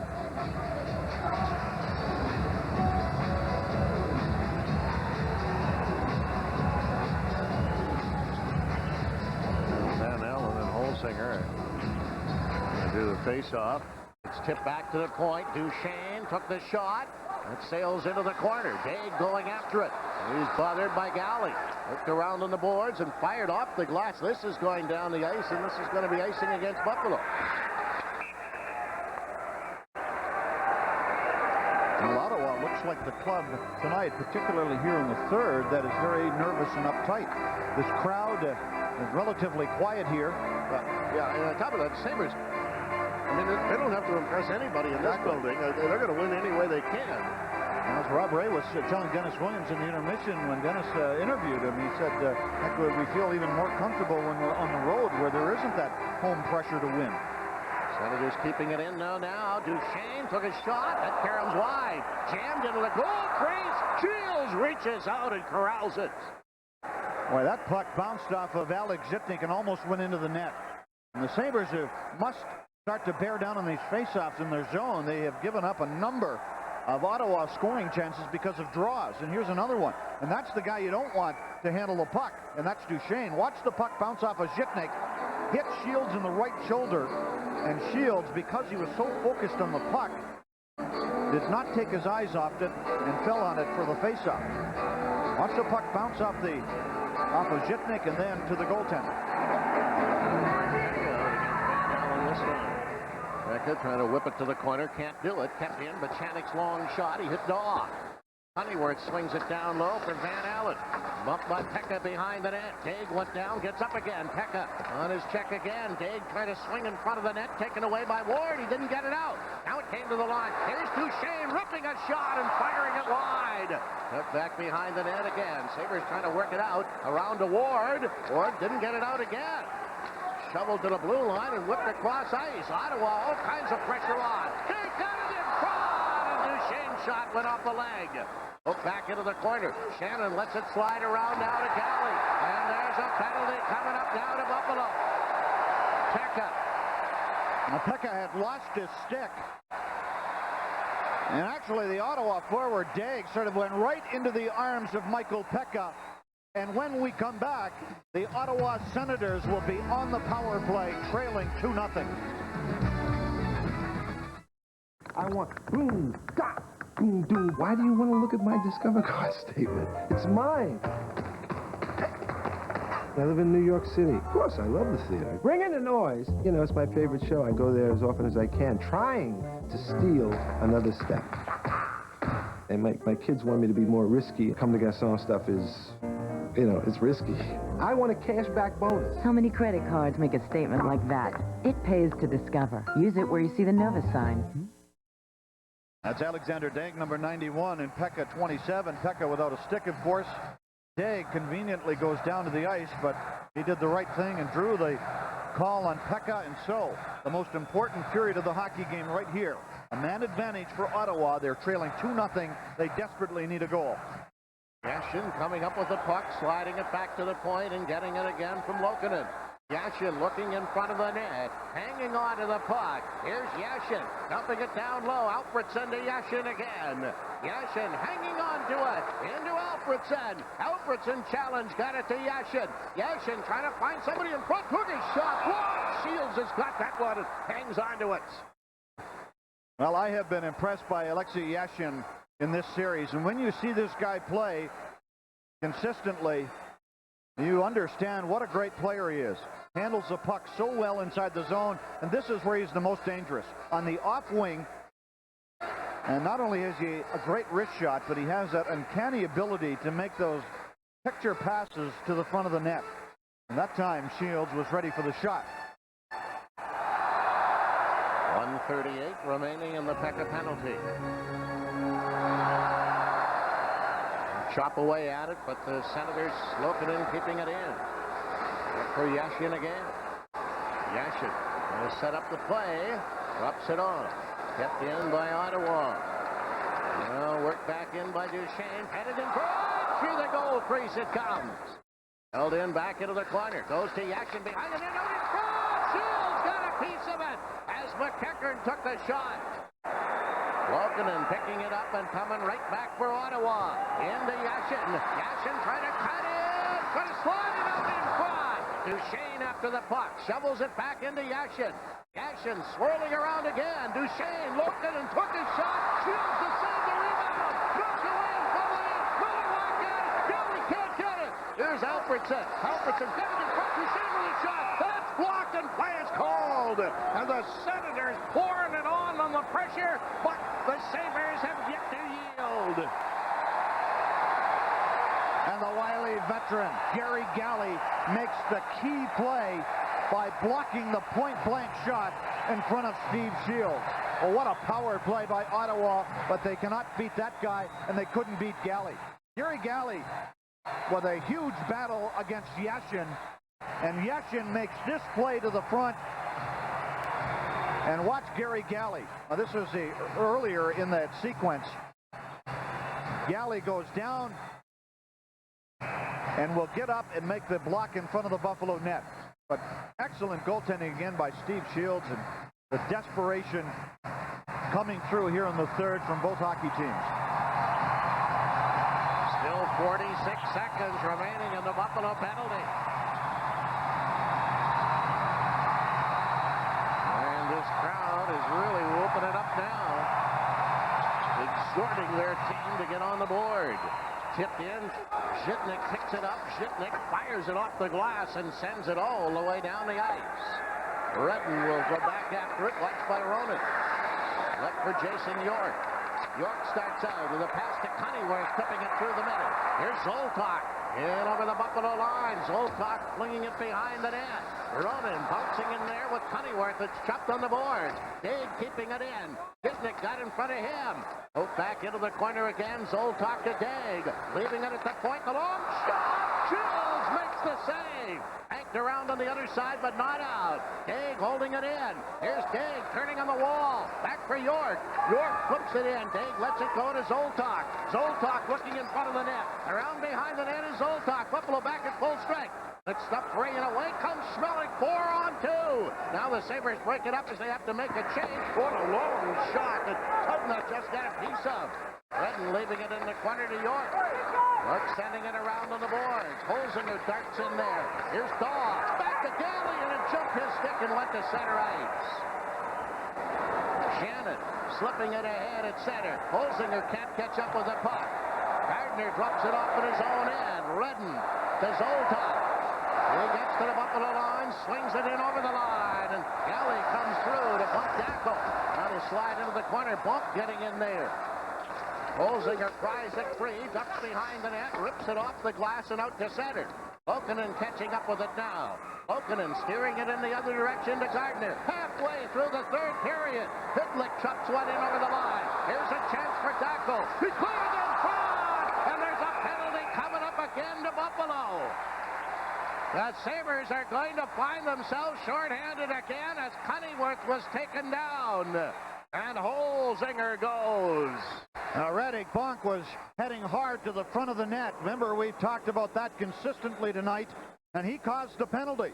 Watch on the left of the screen as he's knocked flying into the goalpost by Holzinger, and 2 straight power plays by Ottawa.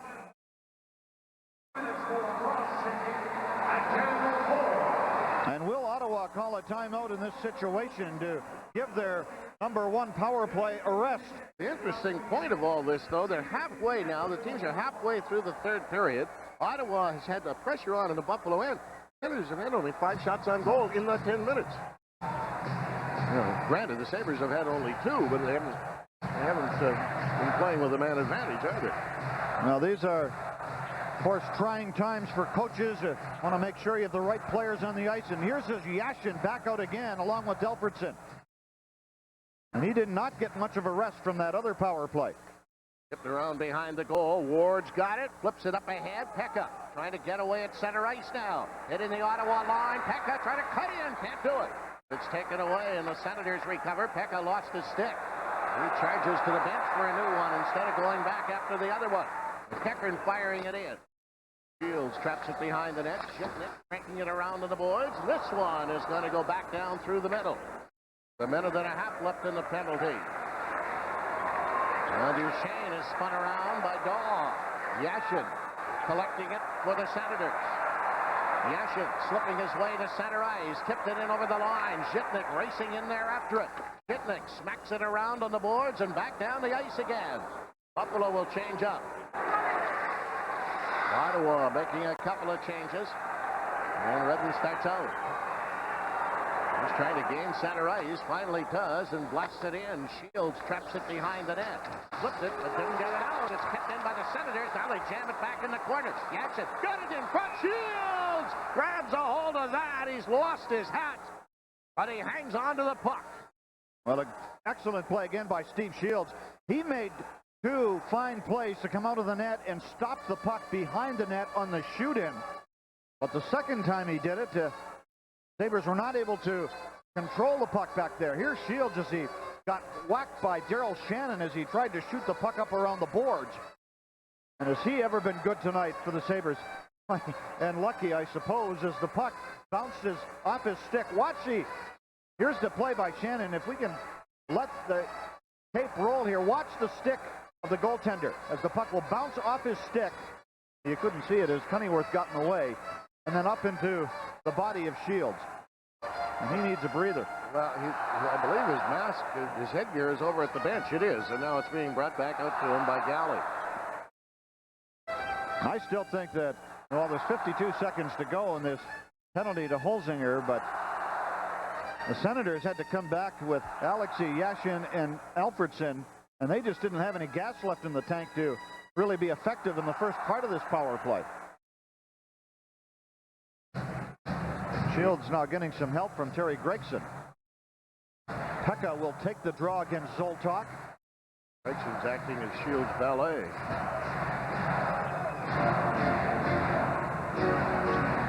Certainly, the Senators have the vast edge in shots on goal. Shields chipping it around on the boards. Ward got it out as he paid the price. Redden stepped into him. Oh, getting knocked down. It's cleared across ice. Haig comes up with the puck.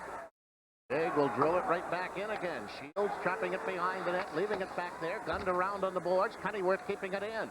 Trying to scoop it to the corner. Galley feeds it along the wall and catches up with it. Galley banking it to Pekka. He slept at it, didn't get it out. Up free again. Down goes Pekka. Dave keeping it in. Here's Dave dropping it off. Kept into York. Ottawa, the pressure on again. Stuffed back behind the net.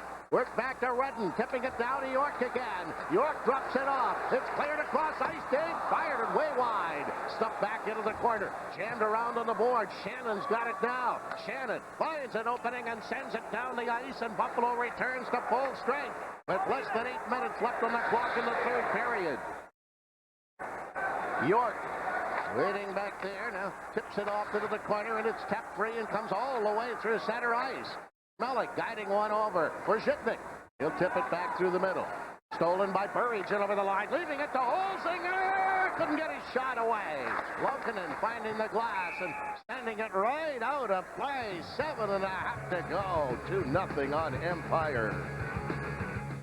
What do you want in a truck? You're looking at power, room. That's what I want.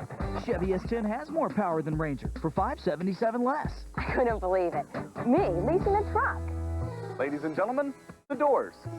The rugged new Chevy S10, the only compact with an available third door. And now $1,000 cash back on every new S10. Or choose low 6.9 financing at your local Chevrolet dealer. What do I want in a truck? Me. As long as it's this truck.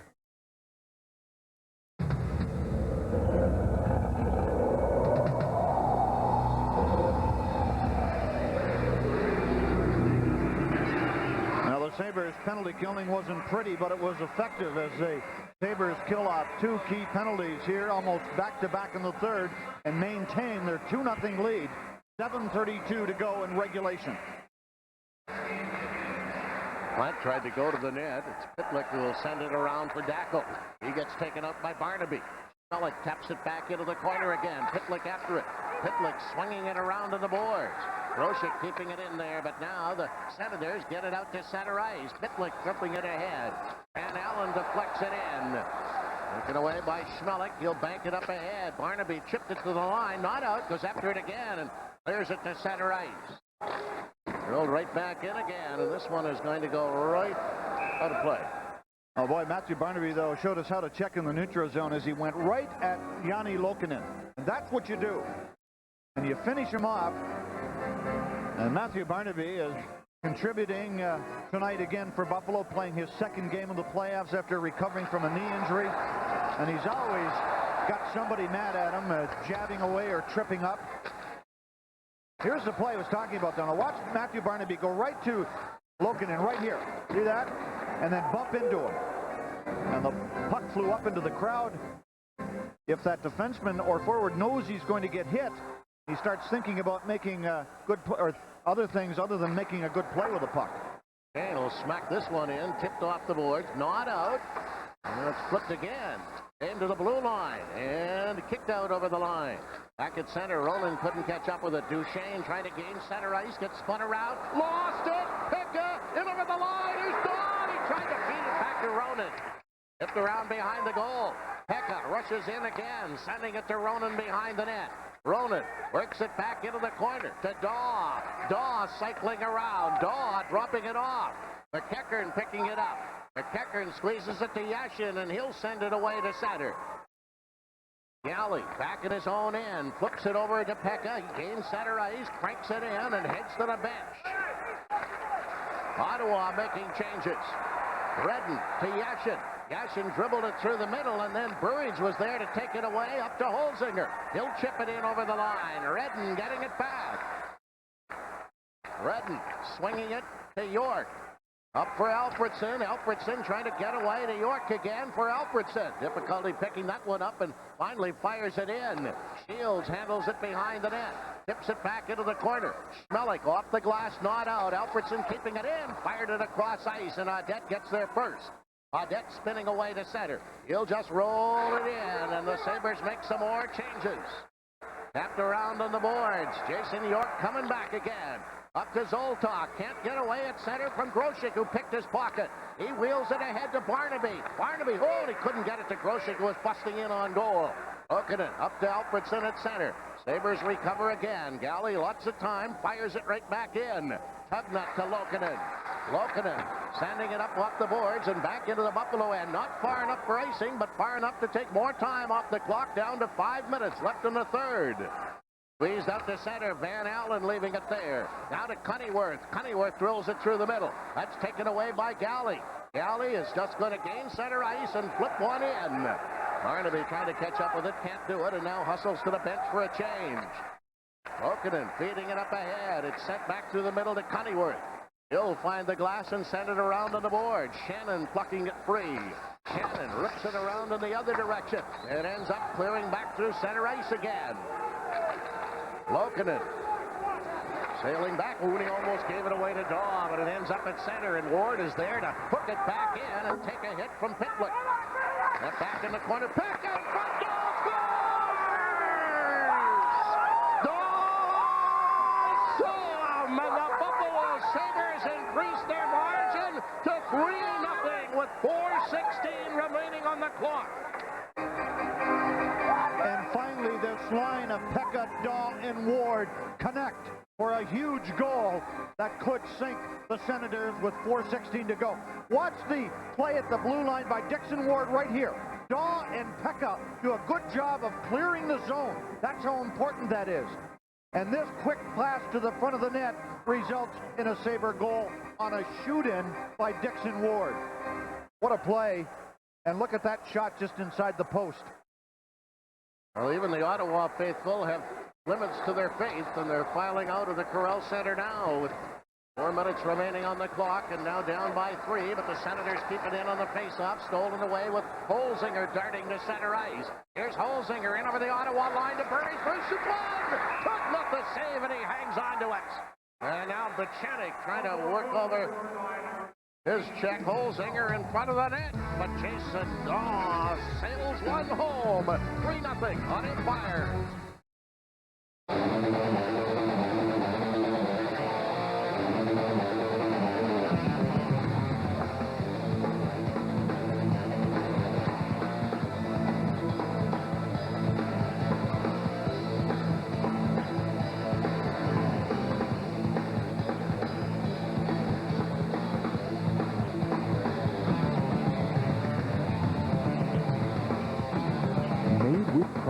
In Western New York. No question. It's no doubt. Because hearing's believing. No Doubt, live in concert.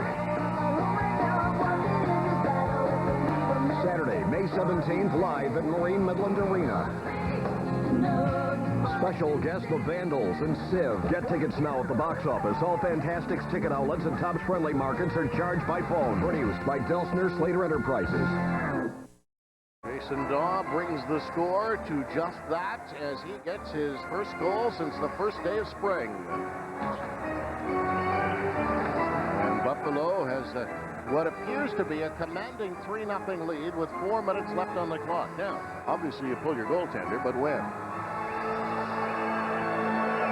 Now, Jacques Martin, his hockey club has not played their regular game here tonight. And the Sabres, I think, have a lot to do with that. Yeah. The Sabres have picked up their part. They pursued the puck much better. The neutral zone did not belong to Ottawa tonight. Put back along the boards again, kept in there, and then stuffed in by Ronan to the corner. They taken away with Zoltok flinging it off the boards. Lambert could not pick it up. Shannon tips it back through the middle. That'll be picked out of the air. Zoltok in over the line, looking for Lambert. Shoots one instead, and Shields kicked it away. That's dribbled ahead. Shannon will hook it free and knock it back through center ice. York collecting it. Chased all the way behind the net. Down to Redden, and Redden just fed it out to center, but the Senators come up with the puck, bringing it back in over the line. Zoltok drops it off. Quick shot, Shields. They've got a piece of that. It's sent around to the boards. Not out. Zoltok keeping it in. He feeds it to the other side, but it's broken up and tapped out to center. And now Lambert is in there, and he's trying to get something going, but Zoltok also comes in. And the Sabres would just as soon not get involved right at this point in time. That was Lambert, who was mixing it up with Galley. Barnaby is in the general vicinity. Time for the Dunlop Tires handle it. Play of the game. And it's Jason Daw who makes it 3-0 on this excellent pass from Mike Pekka from behind the net. Watch the goalpost as it clicks in off the post. Next time you need tires with a difference, handle it with Dunlop Tires. Well, Terry Gregson decided, yeah, that wasn't worth a penalty or two, so lets the teams play on. But again, the line matchups tonight for the first time in this series were not important to Ted Nolan, and I think it's paid off. He's been able to get some momentum going. The Pekka line has contributed offensively and played well all evening. This is going down the ice, but it hit an Ottawa stick. 3 minutes left on the clock. Duchenne working it across for Duchesne. Duchesne, once the game center ice does, dribbled it ahead, but Schmelik takes it back, and he feeds it all the way to Tugnutt. Just leaving it to Duchesne, swinging it around on the boards. Honeyworth getting it out to center. That's drilled in by Van Allen. That'll go wide of the net. Ward getting tangled up with his check, but Pekka is there to slide it out again. And this one is going to make it over the icing line, so if the Senators are going to pull their goaltender, they'll do it now. Yeah, with 2:28 showing on the clock here in Ottawa. And what a gutsy performance again by this team. I don't know how many times we've said it this year, but when everyone seems to count Buffalo out, they come roaring back. And Jacques Martin, I'll tell you, we've got to regroup, and it's going to be tough for Ottawa to get on that airplane and fly to Buffalo tonight and prepare for Game 7. 2:28 in regulation, 3-0 Buffalo. They scored a goal in each period. Face-offs, a couple better by Buffalo. This one will feature Gartner and Holzinger, and the net still occupied by Tugnutt. I understand this. Here's Lokinen taking a shot. That's knocked down in front of the net, kicked free, and Burridge uses the glass to send it through center ice. Lokinen gathering it in now.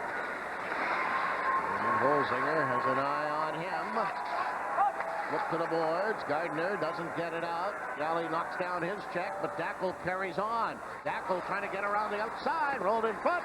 He's in front of the net. Here's a chance to walk out, and then play is called. Shields down on the ice, and there's going to be a penalty coming up here. There's got to be a penalty. That was that Crow in front? Yes, it was. He just nailed Steve Shields. And I don't believe that the referee had called a penalty initially on the play. And now he's going to the penalty box. There's no question he made no effort to avoid a collision with Shields. And Shields, who has been just brilliant tonight, is shaken up in the Buffalo net. Boy, I'll tell you, watch out at the other end. Well, that's the trouble. Yes, you sir. start that. You got to remember you got a goaltender too, and that's not necessarily the best thing to do. In fact, it's not a very good thing to do. In fact, it's a stupid thing to do. Yes, it is. Watch the play now. There's number 26 on the right of the screen is Philip Crow. And he just bangs right into Shields. Oh. That was intentional. He made no effort to avoid the goaltender.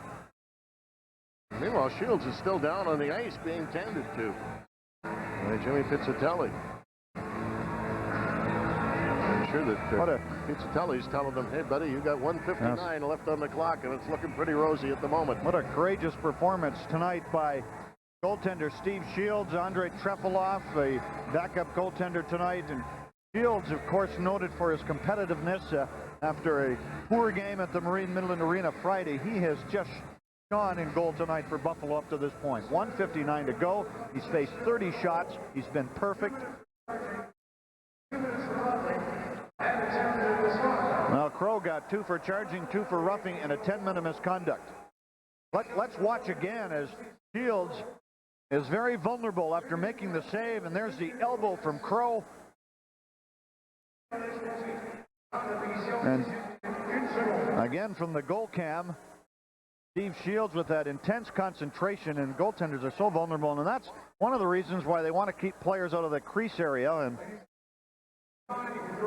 Steve Shields is okay for Buffalo. Radek Bonk is serving the penalties, handed out to Crow. Now Zhitnik and the Sabres are really only concerned about taking time off the clock. Zhitnik for Schmelik. He'll slide it free, and it's worked up ahead to Plant. Plant ducking away at center ice, giving it to Schmelik. Carries on into the Ottawa zone. He gets checked. Redden comes up with it, rips it around on the boards and all the way down the ice. And Shields will come back to set it up for Zhitnik. Zhitnik. He's in no hurry. Now works it up to Plant. Plant gaining center to the Ottawa line. Sailing one off into the corner. Looking and cranks it off the boards. Grosek got a piece of him. And now it's fed back to center ice again. Plant bringing it back in. Works it into Audette. Rules a shot right on, and Tugnutt picked that one off. In the corner, York fires it ahead. And off the glove of Wilson and out of play. Less than a minute remaining in regulation. Now this series will switch back to Buffalo, the Marine Midland Arena on Tuesday. A character performance again by Ted Nolan's Hockey Club here tonight at the Corral Center, and this capacity crowd leaves disappointed. Well, if you read the Ottawa papers today, they already were moving on to the next series. Well, I think that we shouldn't pick on the Ottawa Citizen as much as the Ottawa Sun. The Sun was just terrible, yeah. wasn't it? Tuesday night, we'll have that game for you right here on Empire. Wilson now just sliding it in over the line. Senators flip it ahead, and Cunneyworth chopping it down the ice. This series is heading toward a final game on Tuesday at the Marine Midland Arena. Cunneyworth back into his own zone.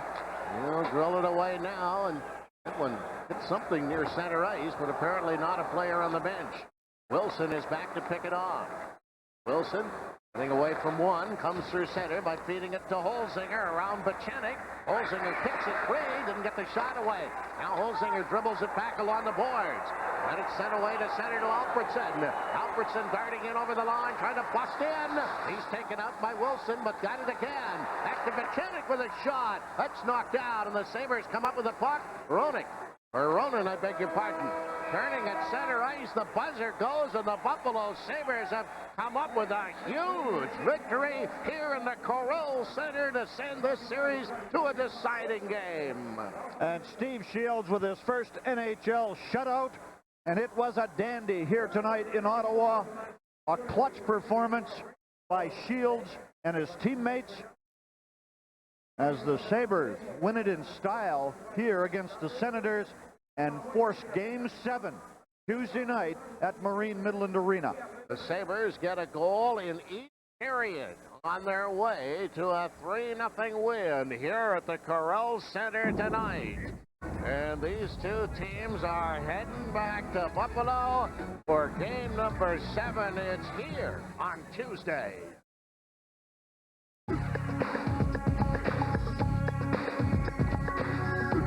We now rejoin our regular report. Diagnosed then, it may be overdiagnosed now, but it is often misdiagnosed, and we'll talk with Nancy about that. But first, let's get the news of the morning. Elizabeth Vargas has that. Thanks so much, Joan and Charlie. Good morning again, everybody. It's President Clinton's last day in Mexico. Tonight he heads to Costa Rica for another summit, this one with the leaders of Central American countries. ABC's Ann Compton has been covering Mr. Clinton's visit south of the border and joins us from Mexico City. And I understand the president has scheduled a little bit of pleasure after his 2 days of business in Mexico. Today, Elizabeth, the president, who likes to say he puts people first, is getting out into the countryside, talking to the Mexican people, exploring pyramids from a lost civilization that predates the Aztecs. With the Mexican government yesterday, he signed some promises for some modern-day cooperation that should establish one single anti-drug policy for both countries to be in place by the end of the year. And President Clinton acknowledged that the American citizens need to shoulder much of the blame for the increased drug trade. Let's be frank here among friends. On the American side, the problems are we have less than 5% of the world's population and we consume about half the drugs. Now, Mexico has been also very blunt about its demands. As a poverty-ridden neighbor with a history of being overrun by colonial powers, Mexico is demanding a little respect, especially for the Mexicans who go to work in the United States. In the document signed yesterday, it doesn't talk about illegal aliens. It talks about human rights for those who migrate. Elizabeth? All right, Ann, thanks so much, and happy traveling to Costa Rica. In other news this morning, at the Oklahoma City bombing trial today, the ex-wife of Timothy McVeigh's accused co-conspirator Terry Nichols is expected to be called as a witness. Yesterday, McVeigh's own sister was back on the stand. Jennifer McVeigh testified that less than a month before the bombing, her brother wrote her that something big was going to happen. Two former Heaven's Gate cult members tried to follow the rest of the group in committing suicide. One succeeded. Authorities found the body of Wayne Cook in a motel room in Encinitas, California. After 39 members of the group, including his wife, died in March, Cook said he wanted to be with them. I felt proud for them because I knew it was not done as a denial or as an escape, but as the final result of a long, long process of hard work. Another man found in the same hotel room as Cook is reported in critical condition. The president of Zaire has left his country, and it is unclear if he will ever return. President Mobutu flew to the nearby country of Gabon for a Central African summit, but as rebel forces close in on Zaire's capital, there is speculation that the ailing president may retreat to his villa on the French Riviera. There is a conviction for crimes against humanity in the first international war crimes trial since World War II. It stems from crimes committed in Bosnia and was handed down by a UN tribunal in the Netherlands. ABC's Richard Gisbert has the story. Mr. Tadic, will you please stand? Duško Tadic faced 31 charges of war crimes. He was convicted on 11. Count 1, guilty. Count 11, guilty. Tadic, who was clearly nervous as the verdict came down, was cleared on 9 counts of murder. He was convicted of persecution and inhuman acts. In other words, ethnic cleansing and torture. The Bosnian Serb cafe owner was accused by many former Muslim neighbors. They said their old friend turned into a bloodthirsty ringleader at the Omarska prison camp in western Bosnia. All his convictions stem from beatings of Muslims that witnesses said occurred in this building. Dozens testified against him, but many of their stories differed, and a shortage of first-hand witnesses worked in the defendant's favor. Tadic pleaded not guilty on all counts, saying it was simply a case of mistaken identity. Some of the charges were thrown out, the court ruled, because the incidents occurred before the Bosnian War was proven to be an international conflict. Therefore, the Geneva Convention did not apply. Nevertheless, the court said its verdict is the first judicial condemnation of the ethnic cleansing policy. And unless today's verdict is appealed, Tadic will be sentenced July 1st. Richard Gisbert, ABC News. On Primetime Live, what has made hundreds of older model Jeep Cherokees suddenly accelerate and take off with their drivers? Tonight, Chief Correspondent Chris Wallace with a primetime investigation and the best answer so far to the mystery. Bobby Long was in his Grand Cherokee at a crowded Delaware mall when he slipped it into gear. The car had a loud roar, automatically took off by itself. The Cherokee kept accelerating to almost 40 miles an hour. It raced through the parking lot. What was going through your mind? Trying to control and stop from killing people is what was in my mind. I heard loud squealing of the wheels. Ann Garcia was walking through the lot, and Long couldn't avoid her. As quickly as I turned around, I had been hit. The impact broke her neck and tossed her 100 feet. Your body actually went up in the air and landed down under another car. Another woman is still recovering after being crushed between Long's Cherokee and the car that finally stopped it. I thought I killed 2 people. What's causing these tragedies? Could the answer lie in the placement of the pedals? Chris Wallace's full report tonight on Primetime Live at 10 o'clock, 9 o'clock Central. And that's the news this morning at 8:07. Spencer has stepped over for a look at the weather map, which is looking pretty decent today. It really is. One little spot of sort of wintry weather, but the rest of the map looks pretty good. It is. Here we are, Elizabeth, up in the northeast. We've got some remains of winter, snow falling over parts of upstate New York and northern New England. It will accumulate in the higher elevations, but the remainder of the east mostly fair, except for northern Florida, which will see some showers and thunder showers. Up and down the plains and the Mississippi Valley, spring storms, rather. Summer-like, but spring storms, heavy downpours in some locations. Dry and warm in the west, where it will feel summer-like as high temperatures in the southwest will climb into the 90s and hundreds in some locations. Generally, though, not quite that warm around the remainder of the nation. That's a look at the national weather. Here's a look at what's happening where you are. We start this Wednesday on the cool side, 37 degrees, 64% relative humidity, barometer rising, northwesterly winds at 8 in our forecast for today, a high of 54 degrees, mostly sunny, breezy, and cool. Tonight, back down into the 30s, overnight low of 38, mainly clear and cold. And your 5-day forecast from AccuWeather. Showers moving in for late on Thursday, maybe a thunderstorm, leftover raindrop Friday, Saturday, sun and clouds, and sunny for Mother's Day. Ready for some instant memories? Here they come from 1977 to 1986. The Love Boat was the ticket to exotic ports of call on board the luxurious Pacific Princess. Each week, comedy and romance on the high seas got high ratings. Thanks to the 6 original cast members joining us from Fort Lauderdale on the sun deck of the Dawn Princess, the newest Love Boat in the Princess Cruise Fleet, which the cast will christen tomorrow. And that cast is Gavin MacLeod, who played Captain Merrill Stubing, Gopher, played by Fred Grandy, the ship's bartender, Isaac, Ted Lang. Of course, Bernie Capel played Doc, the ship's medic, and who could forget Julie, your cruise director, played by Lauren Tews, and the captain's little girl, Vicky, now all grown up, played by Jill Whalen.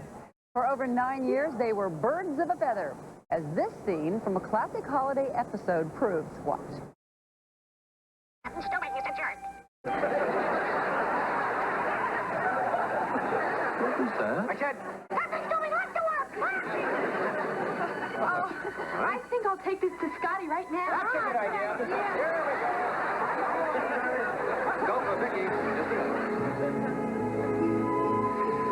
Merry Christmas to the best crew, the best friends, and the loveliest daughter a man could ever ask for.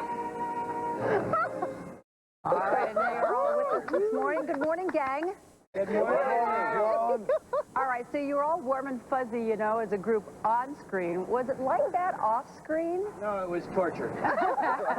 Well, I was always fuzzy, so I was right at home there. Well, we didn't like to talk about it because it embarrassed me. Yeah.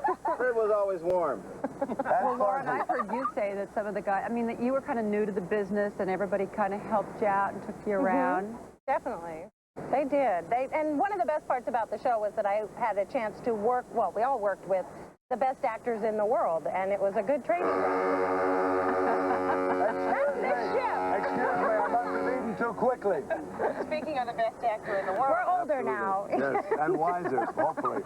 One of the things a lot of people wanted to know is whether you really were out on a ship or whether you were really on a set with, you know, buckets of water being thrown on you. So what's the truth? The answer is yes to both questions. That's true. Yes and yes, yeah. We were gone about 6 weeks out of the year every year, and all of the locations that you saw, we really went to. But, of course, there was all of the set reproduced on a soundstage in Hollywood. Gavin, what's it like watching those clips and watching the reruns? And we should say, I mean, this show is still on the air all over the world in reruns. Yeah, it's still in 94 countries. Well, immediately the reaction to that is saying time has taken its toll. I think that was about Jill must have been about 12 years old at that time. I'm still 12. And now she's only 15. But you do see that immediate physical change. But I'll tell you the truth, when I see that group together on that, and I see the group together here, I just seem to quell about how lucky we've all been in this business. Quell means when someone is happy and gets a warm feeling inside. This is the quell boat. Ted, I think that you guys all look remarkably the same. Well, thank you very much. It's hard work, but it's working. Actually, Ted was usually doubled on the dialogue back in those days. Yeah, thanks a lot. This is really one of the first times he's been on television. No, Fred is saying that because Fred, one of the very first episodes that was ever done for me, Fred and Bernie wrote, and it was really a wonderful thing because it set the tone.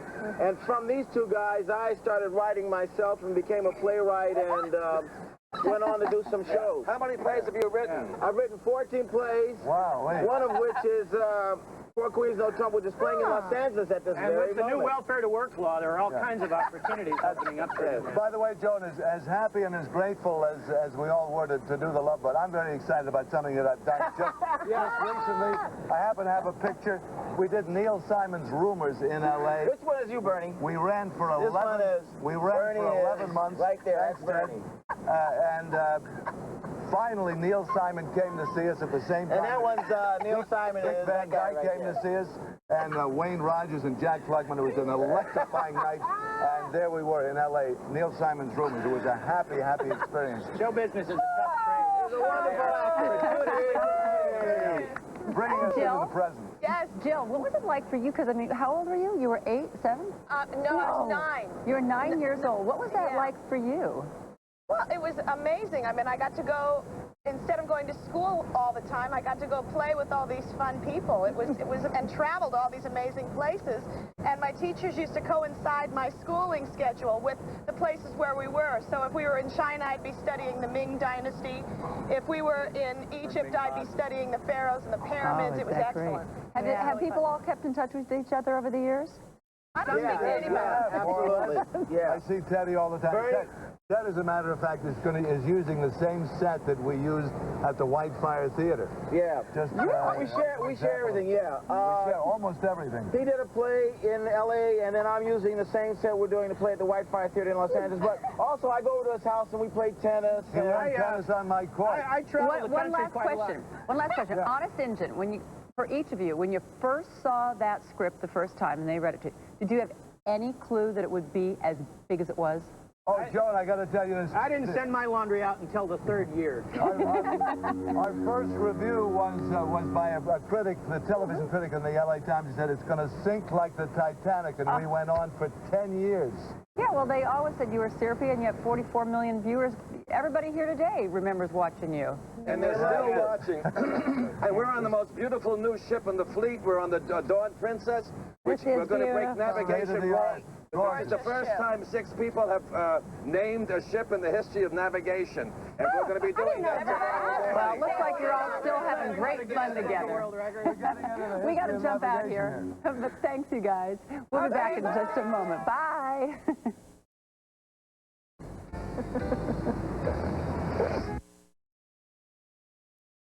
It's been 16 years since the Sabres brought home a title. Now they're the Northeast Division champs, one step closer to the Stanley Cup.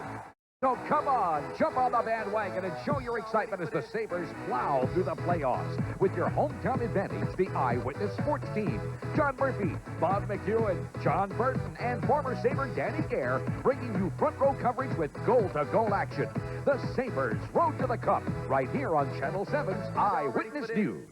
Only Raymore & Flanagan Furniture could make a promise this big and make it stick. This Wednesday, discounts are deep and financing is free. 2 years entirely interest-free.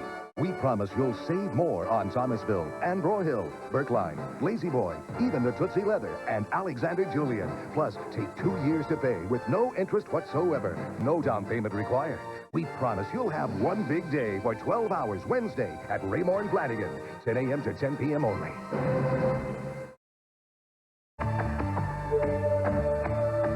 A young child's mind is like gelatin. The idea is to put in lots of good things before it sets.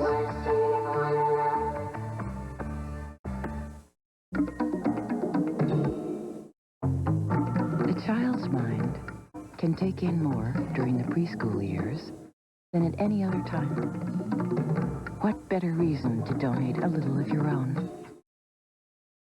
Don't you love that safe, free feeling you get in a pickup truck, Larry? Yeah, nothing but you, me, the open road, deer. Yeah! The cow! Yeah! The ostrich! people. You could learn a lot from a dummy. Buckle your safety belt. Especially in pickup trucks. I didn't know the village people were doing a road tour.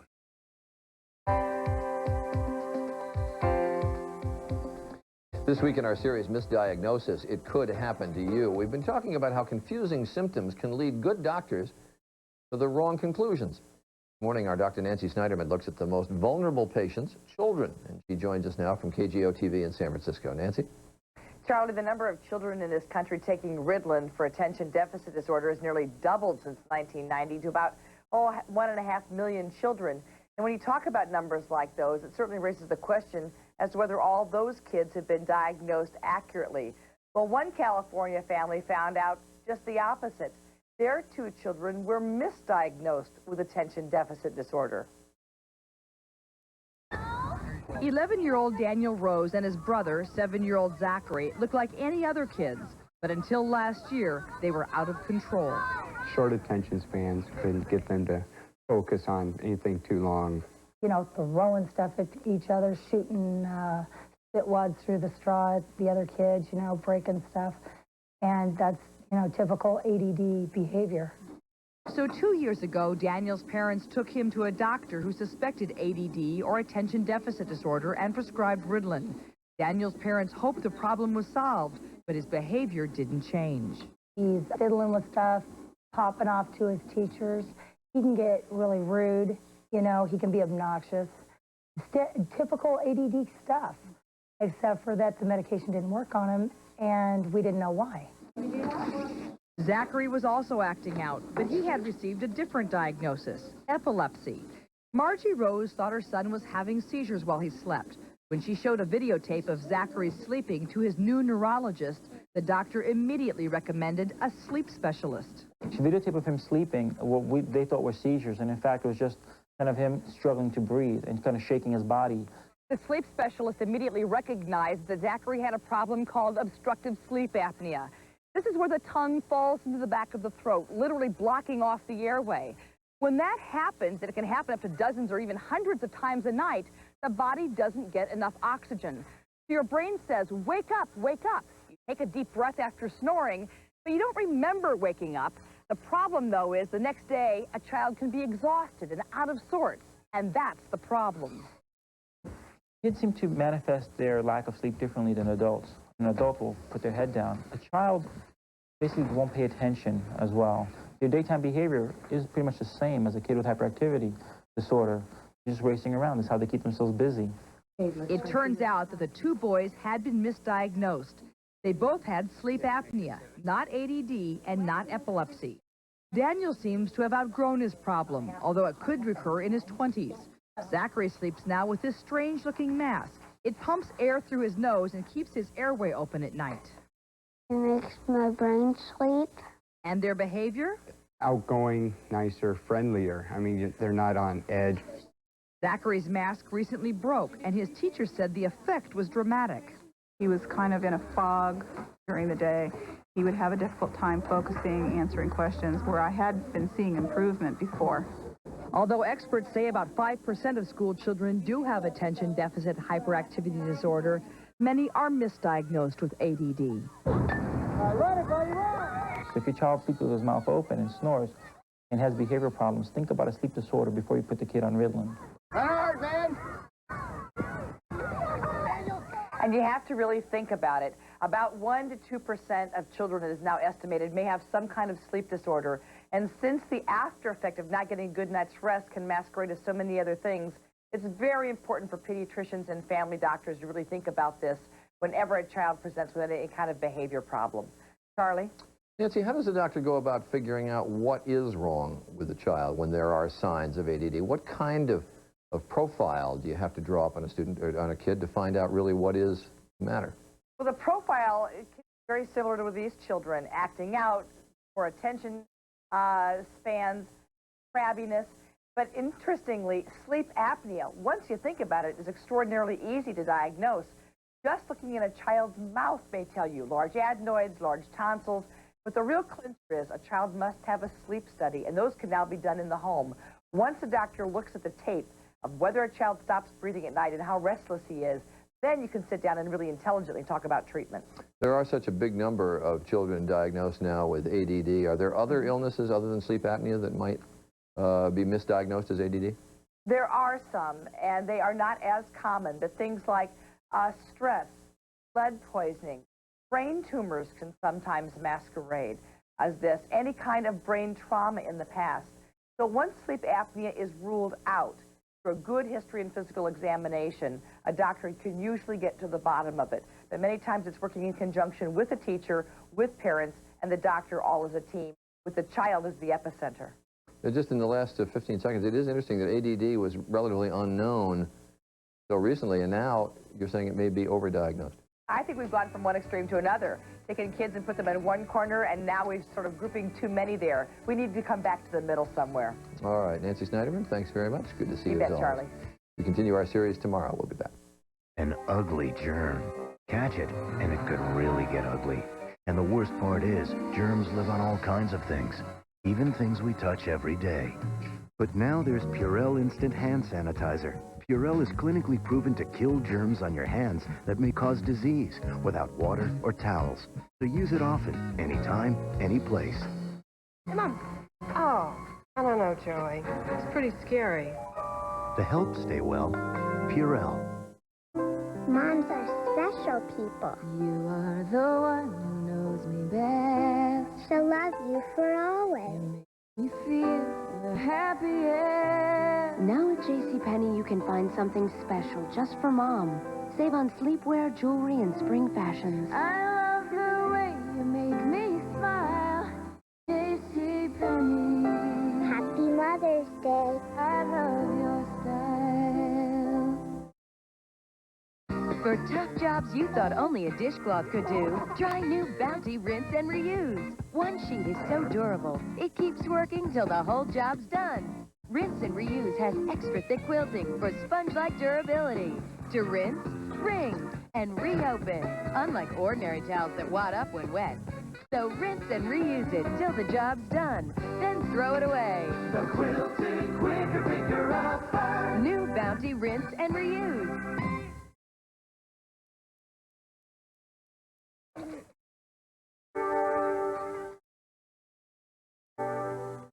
Imagine living in a neighborhood where the worst traffic you encounter is a bunch of running 8-year-olds, where you actually know your neighbors. And the biggest crime committed is that steak you burned last night. Recreation vehicles. Wherever you go, you're always at home. Call today for a free video or visit an RV dealer near you.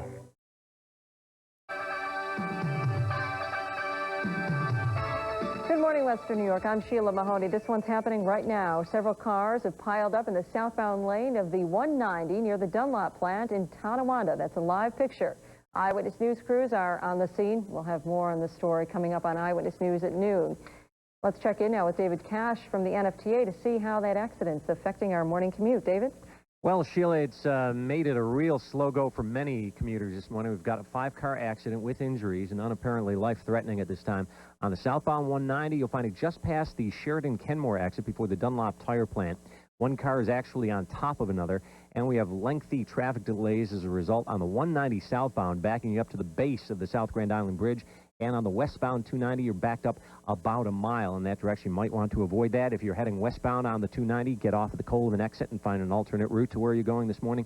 And if you're heading southbound on the 190, you might want to just completely avoid the southbound South Grand Island Bridge, where you'll be in traffic for quite a while this morning. I'm David Cash for Eyewitness News. All right. Thanks, David. In the Steel City, it wasn't even close. Voters in Lackawanna overwhelmingly reject a new school budget and a plan to build a new school. The budget would have raised taxes, something most residents were not willing to live with. Quite a number of people turned out last night. If this budget passed, residents would have seen about a 10% tax increase. And the answer on both items up for vote was no. Back in Buffalo, residents in some of Buffalo's busiest and most violent police precincts say they won't remain silent over the plan to remove police presence from their neighborhoods. Under the controversial plan, Precinct 12, which sits in Buffalo's busiest and most violent area, is slated to close. Officers would then be moved to a new facility on East Ferry Street. Buffalo's Common Council is expected to vote on a compromise consolidation plan sometime this month. In Denver, tedious testimony is on tap in the trial of Oklahoma bombing suspect Timothy McVeigh. More than 24 witnesses are expected to take the stand today solely to discuss phone records. Prosecutors hope to prove a prepaid telephone card was used by McVeigh for preparations for that blast.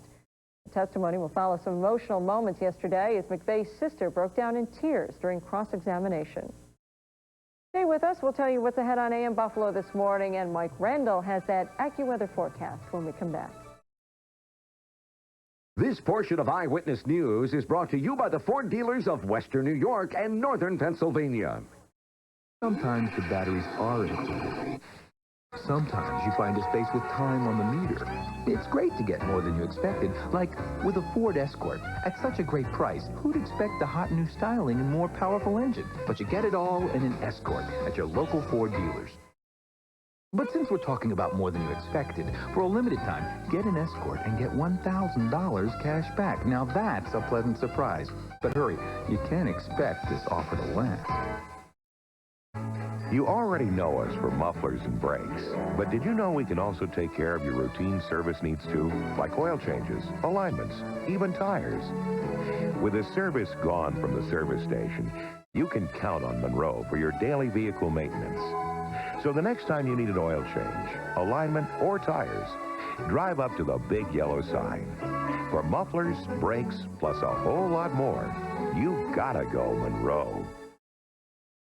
Drew Kahn's here to tell us about some celebrity moms. That's right, Sheila. We'll find out what celebrity moms are asking for this Mother's Day, plus M-I-C-K-E-Y. He's turning 25, and he's here in Buffalo. We'll take you live to that celebration this morning at 10. All right, thanks, Drew. We saw Mickey Mouse this morning, didn't we, Mike? Hey, Mickey Mouse and us were like this. Okay. Anyway, hey, good thing there's no such thing as too much sunshine because we're going to be seeing a lot of it today. Clouds are moving out, and we have mostly clear skies and 37 degrees right now. Got to take the edge off those temperatures. We're going to do that. Take a look at our satellite picture. First of all, a few clouds off to the west of us. That is the next storm system that's going to move through and deposit some rain here tomorrow. But before we get there, we're going to see some high pressure, sunshine, and a fairly nice day in store for you. Mostly sunny, breezy, on the cool side, a high of 54 degrees. Tonight, a cool one again, overnight low of 38, mainly clear and cold. And then for tomorrow, we'll get it back up into the 60s, which is where we should be this time of year. 62 for a high, increasing clouds, breezy, milder, chance of a late day shower, and yes, possibly even a thunderstorm. Friday, some leftover rain showers, 56. Cooler again for Saturday, but sunny. Sunny on Mother's Day, a high of 60 degrees. And all the moms, you can send me those thank you notes and cards and letters back inside. All right, thanks, Mike. That's it for us this morning. Our next news is at noon. We'll see you then. Have a great day.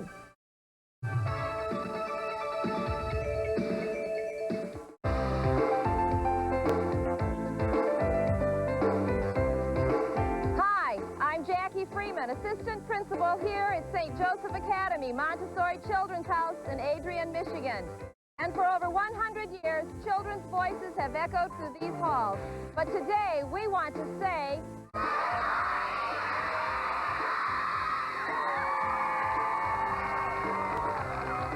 Children's voices screaming. It's 30 minutes past the hour. Good morning. We're back. Screaming and echoing on your television set. It is good to have you back after you caught up in your local news. We are going to be talking about butterflies. Our science editor, Michael Gillen, is at a very, very unusual museum this morning for butterflies, and he is going to be telling us about these little insects and also how you can get them to stay and linger a little bit longer in your backyard. So you're not talking about nervousness? That kind of butterflies. You're talking no, about real butterflies. Thing, absolutely. Okay. The pretty little things. Okay. Not those annoying little things. Also, big topic in educational circles is how boys and girls learn, whether they learn differently, whether girls have greater strengths in some areas of learning, boys have greater strengths in others.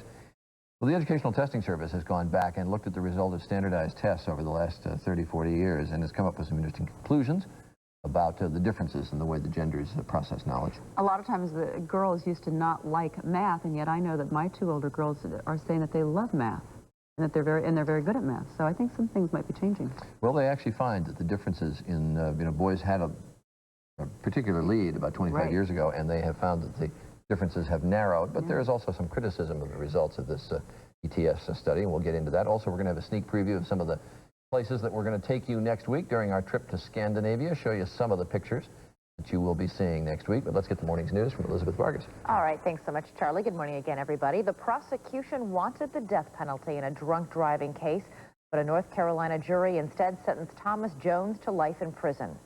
Jones had been found guilty of first-degree murder in the deaths of 2 college students. His sentence is believed to be the toughest ever in a drunk driving case. It's been believed that moderate doses of vitamin E in elderly people help prevent heart disease and delay the effects of Alzheimer's disease. Now there's apparently another benefit. Dr. Tim Johnson joins us from Boston this morning with the details of a new study on vitamin E. Good morning, Dr. Tim. Good morning, Elizabeth. What is this new benefit? Well, they studied a group of elderly people, that is over age 65, 88 of them, and found that by taking higher doses than the recommended dose of vitamin E, these people developed better immune responses, at least in certain parts of their immune system when they were challenged with vaccines or certain kinds of germs. So it would appear that at least in elderly people, taking more than the daily recommended allowance, which is 30 milligrams, study, the best response was 200 milligrams a day. These elderly people really got a boost in their immune system. Do you have any idea why this vitamin E would boost the immune system in that way? It's very hard to know. In general, of course, we describe vitamin E as an antioxidant. That is, it prevents damage to cells by preventing oxidation. And that's probably how it seems to help in heart disease, maybe in Alzheimer's disease, and presumably how it would help the immune system by preventing damage to the immune system. It helps the immune system in the elderly if they take this vitamin E. What about the rest of us? Can we also be taking these higher doses of vitamin E and get that benefit? Well, the recommended daily allowance of 30 milligrams is based on studies in younger people, and probably as we get older, we need more of it to achieve the same results. So whether everybody at all ages should be taking 200 milligrams a day, I think remains to be proven. But given its probable benefits in other areas, that may not be a bad idea, and I suspect we're going to be moving more and more to recommending vitamin E, at least in some dosage, beyond 30 milligrams a day. All right, Dr. Tim, thanks. Interesting report out. In other news, Newsweek magazine is recalling a special issue entitled Your Child. That's because the issue recommends that parents let babies feed themselves food that can cause choking. No cases of choking have been reported, but Newsweek magazine says it will reprint the issue with a correction. On World News Tonight in Florida, learn how victims were devastated by a hurricane and now by the government, which promised them relief. You will be shocked when you see where the millions of dollars really went. That story on Your Money on World News Tonight with Peter Jennings. And finally, they may be gray, but they still have the fever. Disco fever, that is. The Bee Gees were among the aging icons to be amplified to Hall of Fame status at the Rock and Roll Hall of Fame in Cleveland. Last night's other inductees included the Jackson 5, Crosby, Stills, and Nash. Hello. Crosby, Stills, and Nash. My apologies. And Joni Mitchell. I kind of feel terrible for calling them aging icons. I know. They're still icons. Makes me feel alive. pretty bad, but that's my generation. Aging Weathermen. I love them too. They deserve to be in the hall. Yeah, I'm a rock and roll kind of guy. I just love it. Of course, I like other kinds of music too, so no one's offended, okay? Dry and warm in the western third of the nation today. It's going to feel like summer in many locations. Up and down the plains in the Mississippi Valley, though, a stormy, typical spring-like day with powerful thunderstorms primarily in the central and southern plains, but the northern plains will see some as well. In the east, mostly fair weather, but up north over northern New England and upstate New York, there will be some snow as a wintry weather system moves through that area. High temperatures will reflect that wintry trend as highs reach only into the 40s there. Generally across the northern tier of states, it'll be rather cool with highs in the 50s and 60s, but nice and toasty in the southwest with 90s and 100s, 70s and 80s in the southeast. That's a look at the national weather. Here's a look at what's happening where you are. We're partly sunny and 37 degrees this hour, 64% relative humidity, our barometer rising, and our forecast for today. Take that temperature up to 54 degrees. Will be mostly sunny, breezy, and cool. This weather report has been brought to you by Cadillac. Next, science editor Michael Gillen is out chasing butterflies when Good Morning America continues.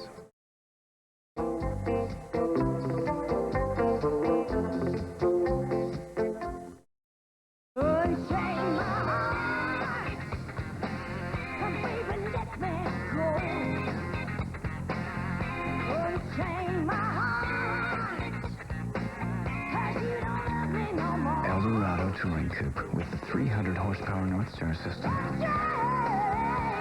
Isn't it time you lived without limits?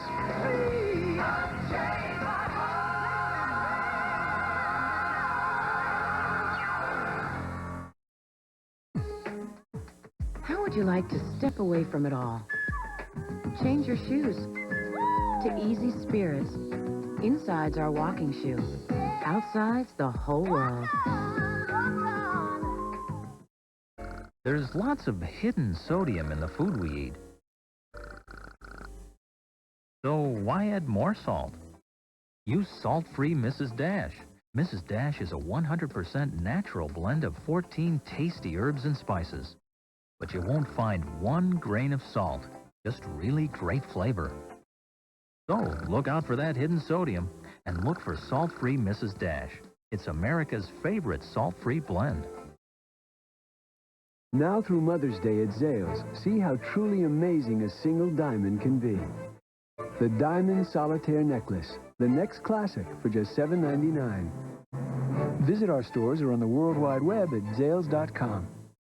I love being a mom, but I was still miserable because I was so heavy, and I knew I had to do something. I lost over 50 pounds on the Slim Fast plan. Just keep them in the fridge, grab them, shake them up, have my lunch while I'm feeding him. It's just such a healthy drink. Now with 23 vitamins and minerals, protein, calcium, fiber, all the balanced nutrition like a healthy meal. Oh, I feel very healthy, and I have to be to keep up with him. Slim Fast, balanced nutrition for a healthy life. What more could you want? Nothing says summer like a meadow alive with the fluttering of butterfly wings. Poet Robert Frost once called those flashy insects flowers that fly. Our science editor Michael Gillen is in Durham, North Carolina to take a closer look at the lives of butterflies and also to tell you how to bring more of them into your life. Good morning, Michael. Good morning, Joan. I'm inside the butterfly house here at the Museum of Life and Science in Durham. You can see the butterflies have landed on my shirt. They probably think I'm a big flower looking for nectar. I'm afraid they're going to be a little disappointed. How many different kinds of butterflies are there? Oh, wow. Well, worldwide, there are like 170,000. In fact, it's one of the most diverse species in the world. Here we have dozens in the butterfly house with all kinds of really cool, colorful names, Joan. Let me stick my hand in there to show you a few, as long as they don't fly out here. There's like the swallowtail. There's a zebra here with the stripes. Oh, sure, yeah. Then there's over here is this colorful yellow one. It's called a sulfur. And, of course, there's a famous monarch. I don't know if you can see it right up here at the top. And it's called that because, you know, if you look at it, it's almost like a queen's robe with a fur trimming at the bottom. I'm going to let these guys go. But, you know, one of the things I love about this place is that it's full of flowers that the butterflies love. And I'm going to have more to say about that in a minute. But first, I want to call your attention to this rock garden. And you say, well, why a rock garden? Because the butterflies love the heat given off by the rocks. Oh, really? Turns out these guys are, yeah, they're solar powered, Joan. They have to keep their body temperatures at, get this, 95 to 100 degrees Fahrenheit. So they're a little sluggish this morning. You can understand it's warming up. But yesterday afternoon, take a look. We photographed in here. They were everywhere. They're just beautiful. And as you can see, one of the things that I love is that the colors on their wings are not necessarily pigments. It's that their wings have little prisms on them, and they take the sunlight and they diffract it almost like a rainbow. Just fascinating creatures that weigh less than a cocktail napkin and yet migrate hundreds, sometimes thousands of miles. You can't believe these creatures. But is this, in fact, butterfly season? Yeah, it is. As a matter of fact, it starts now, and it goes until about the beginning of fall. And what I really love about it is they go through the 4 stages of life, from the egg to the caterpillar. Then they go to this chrysalis stage. Chrysalis, not a cocoon. Now, a cocoon is what a moth comes out of. This is a chrysalis stage, and watch what happens when they come out. Their wings are all limp and wet, and they have to pump up their wings. It's really something to see. The other thing that I find so fascinating, Joan, is that scientists are now beginning to treat the chrysalis almost like a mother's womb, because the genes that control the metamorphosis from a caterpillar to a butterfly turn out to be exactly the same kind of genes that turn a fertilized egg into a fetus. So it's a fascinating field of study now. Are there ways that we, just in our own backyards, can get butterflies to come into our yard more? Totally. Listen, here's the key, Joan. Okay. You have to plant colorful flowers. This, for example, to a butterfly that looks in the ultraviolet, looks like a bullseye with nectar right there in the middle. So you want to plant flowers that are colorful and have a lot of nectar. And then don't forget the caterpillar stage. These little guys are going to turn into beautiful monarchs. They also need to eat at this stage, and so you want to plant things for them like fennel and parsley. You need both caterpillars and butterflies. A lot of people just tend to like to squish those caterpillars. Don't do that. Okay, is there anything they don't like? Yeah, well, there are some butterflies that don't like nectar on flowers, believe it or not. So for them, we've got a special treat. Check this out. What is that? This is like aged, gooey bananas and apples. Mix that with a little molasses and a little beer, and you get something called mung. And then you put that in one of these little butterfly feeders, the mung here, and then there's water underneath there, and they love it.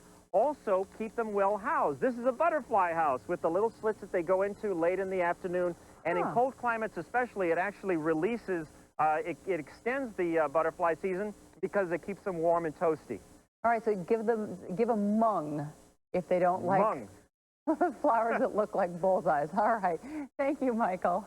You're very welcome. When we return, why girls are actually getting better at math, but boys are still behind in verbal skills. Good Morning America continues right after this. Stay with us.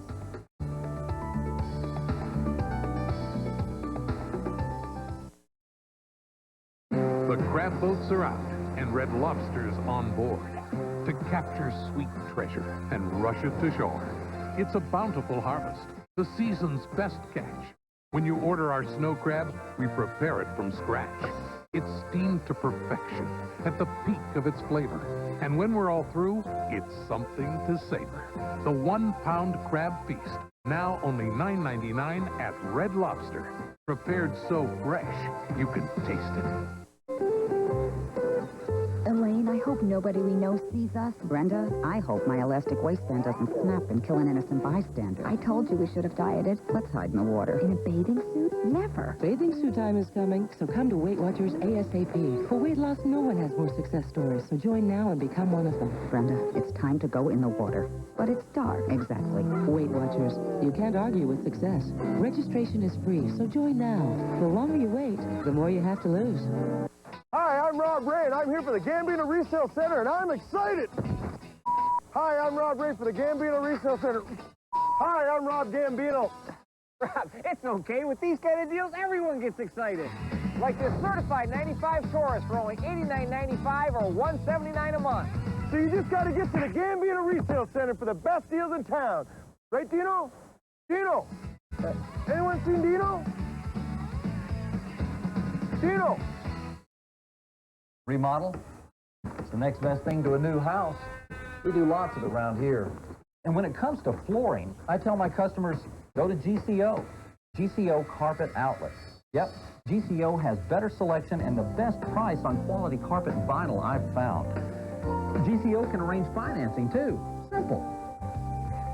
GCO. Can't beat them. GCO Carpet Outlet, now with 4 locations in Rochester, Syracuse, and Buffalo.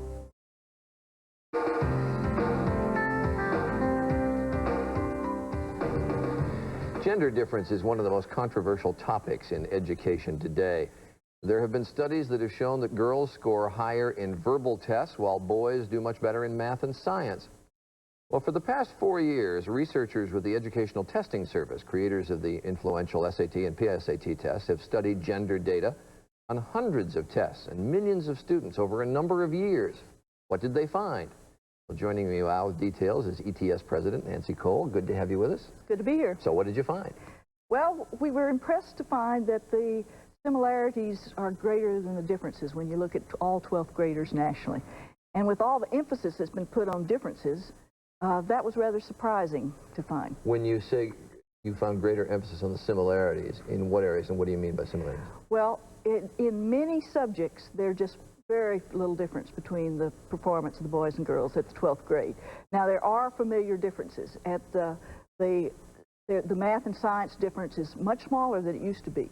Really? So girls have gained considerably over the last 30 years. In fact, reduced the difference to almost a quarter of what it was 30 years ago.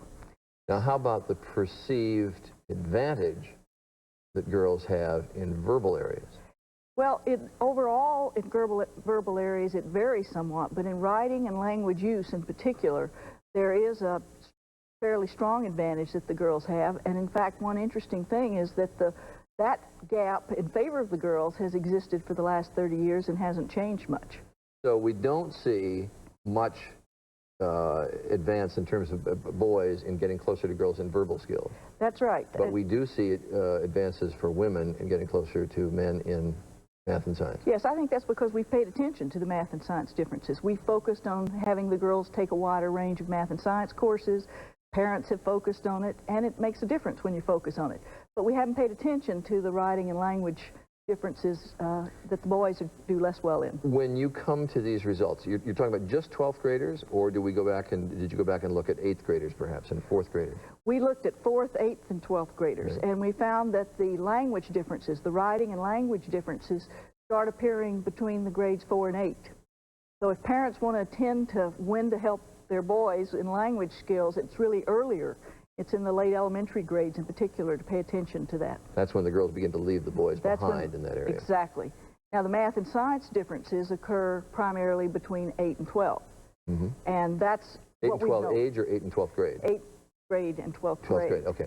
So that we've known generally, and people have focused their efforts to improve girls' attention to and involvement in science and math. Now when you look back at all these tests over the years, are you looking at just your tests, SAT and PSAT, or are you putting in standardized IQ tests, that kind of thing as well? Well, not IQ tests per se, but we're looking at, we looked at hundreds of tests, not our tests. Right. And we don't really have much data from our tests in grades 4, 8, and 12, so that data is all from other people's tests. I see. Do boys still score much higher on SAT tests than girls? There's I thought, a considerable advantage that boys have overall in the SAT test. Boys do score higher in the math area than the girls on the SAT, and in the verbal areas, they're essentially the same. One of the things we were interested in was the reasons for those differences, and why does that occur? And that difference is a little larger than you see in the 12th graders nationally. And so we were very concerned about why is that occurring. But we found an interesting phenomenon that there are more very high-scoring boys than girls, right, and more very low-scoring boys than girls. And so because of that phenomenon, that's what accounts for the higher-scoring boys in math and science in particular, in all high-stakes admission-type tests. So it's sort of a sandwich in those areas. I mean, the boys are in the bread at the top and the bread at the bottom. They're doing better than the girls. The girls are sort of lumped in the middle, and the boys are doing That's down here. exactly right. The girls are lumped more in the middle. Now, it doesn't mean there aren't high-scoring girls. There definitely are. It just Right. means there are fewer of them. All right. This is probably going to even increase the controversy about all this, I suspect. Probably so. Yes, all right. Nancy Cole, good to have you with us. Thanks very much. Next, we take a peek at what we've got planned when we take you through Scandinavia next week. Good Morning America continues. Stay with us.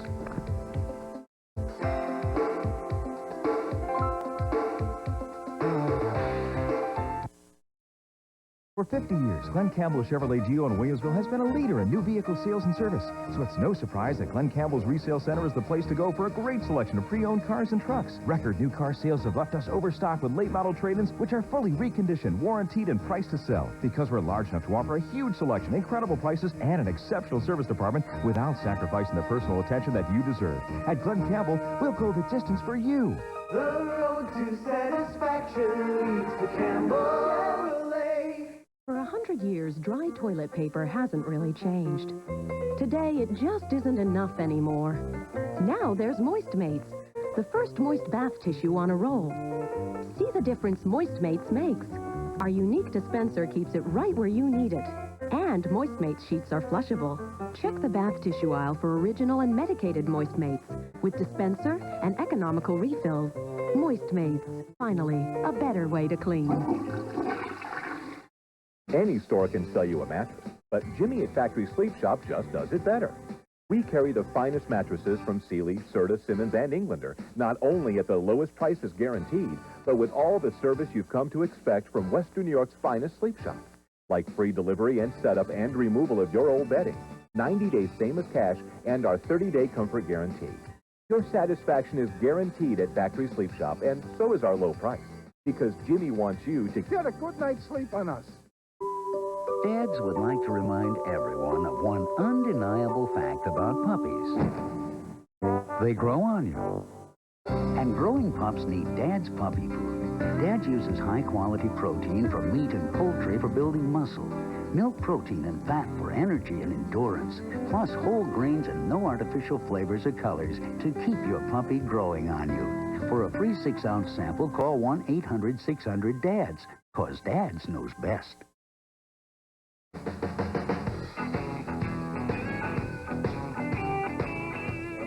That'll wake you up. Just 1 week from today, Spencer we on will lead be guitar there. halfway through our tour of the exciting and beautiful countries of Scandinavia. And next Wednesday, you will find us in one of its most cosmopolitan cities, Stockholm, Sweden. With 14 million Americans of Scandinavian descent, that number surprised me when I read it in the research. The area probably feels like a second home to many of us, but the fact is the remote region on the tip of northern Europe has carved out a unique identity for itself, from everyday life to style to cuisine.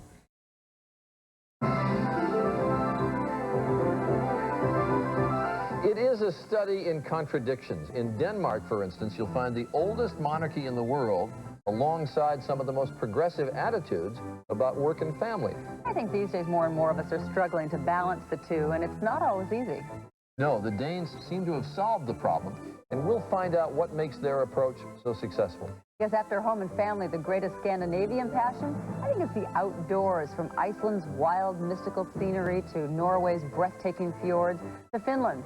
They call it the land of 1,000 lakes. People spend most of their free time there outside. It's the legacy of the Viking explorer spirit and the kind of healthy lifestyle that so many Americans strive for.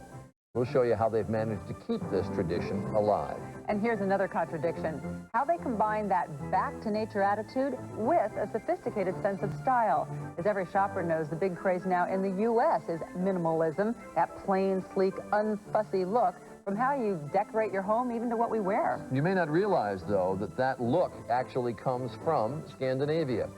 Source of trend-setting design in silver, china, crystal, and furniture. Well, we're going to show you some of the best examples of that landmark style, and we'll give you the grand tour of two of the world's most cosmopolitan cities, Copenhagen and Stockholm, full of beautiful gardens, extraordinary architecture, and that cafe society. But we're also going to show you the rugged side of life this far north. We're going to take you to a village that is actually inside the Arctic Circle. We've got your passport to Europe, land of the midnight sun, starting next Monday here on ABC. And we've steadied down now. And we will start on Monday in Copenhagen. Oh, you want me to go on? Tuesday? Tuesday is Bergen, Norway. Wednesday, Stockholm. Wednesday, I've got this thing memorized. Thursday, Helsinki, Finland. Okay, and then Friday, and on Friday, Reykjavik in Iceland. How exciting. It's going to be fun. And those pictures gave you just some taste of what we're going to experience. The pictures are really nice. We move so fast that we don't get to see enough of it because we have to do 5 countries in 5 days. But we've had people over there since... for weeks now. For weeks and weeks. 1989. Yeah. Or a week ago Tuesday, I've forgotten which. But anyway, no, we've had people over there for quite some time putting this thing together. And what they have put together looks pretty good. So I think you'll enjoy it if you can travel along with us next week. We'll take a break. Be right back. Stay with us.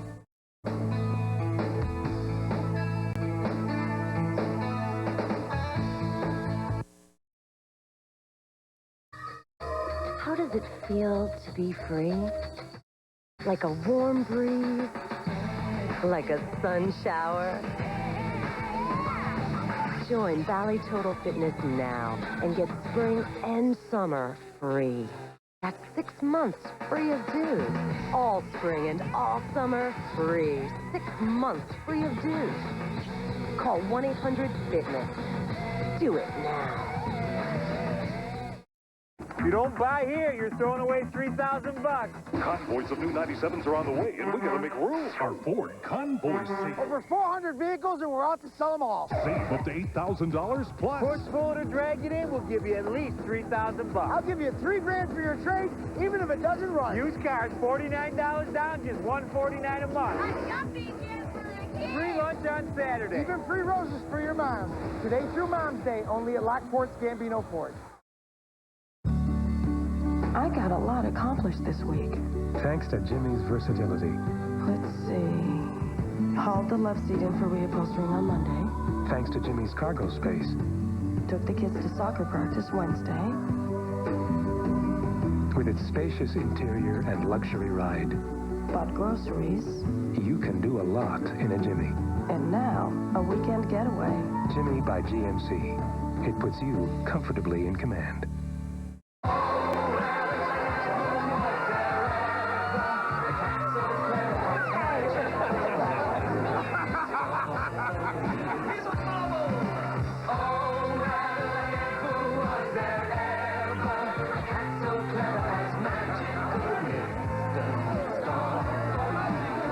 everybody. It's for kids, it's for adults. I've seen it about 9 times now, and every time it's better than the last time. Cats, America's favorite family musical.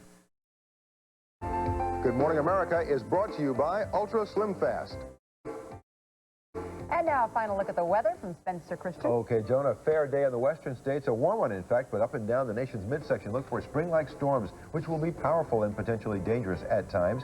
Fair in the east, but wintry weather in the northeast with some snow over northern New England and upstate New York. All right, thank you, Spencer. Tonight on ABC's World News Tonight with Peter Jennings. In Florida, learn how victims were devastated first by a hurricane and now by the government who promised them relief. You might be shocked when you see where the millions really went. That was on your money tonight, ABC's World News Tonight. You going to juggle for us? No, I'll go ahead. Okay, we'll juggle our way off there. Yeah, wow, all right. Okay. Multi-talented.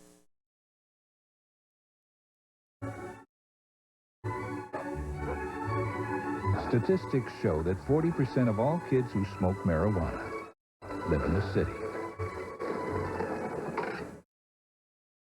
Guess where the other 60% live? Grab your special glasses because it's 3D Wednesday. What's up with Grace? See why she's leaving her kids on a very emotional season finale. Then it's the countdown to the series finale of Coach. And be sure to check out the 3D.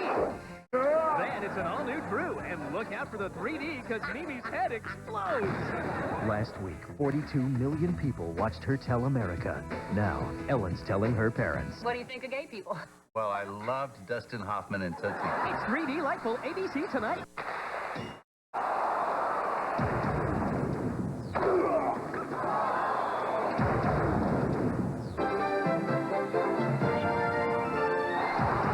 Congratulations, Greater Buffalo.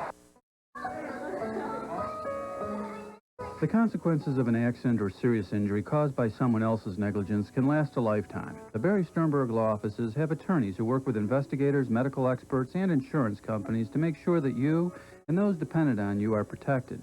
Before you sign that lifetime settlement agreement with the insurance company, call us first. There is no fee unless you receive compensation. Barry Sternberg, attorneys at law, offices throughout Western New York.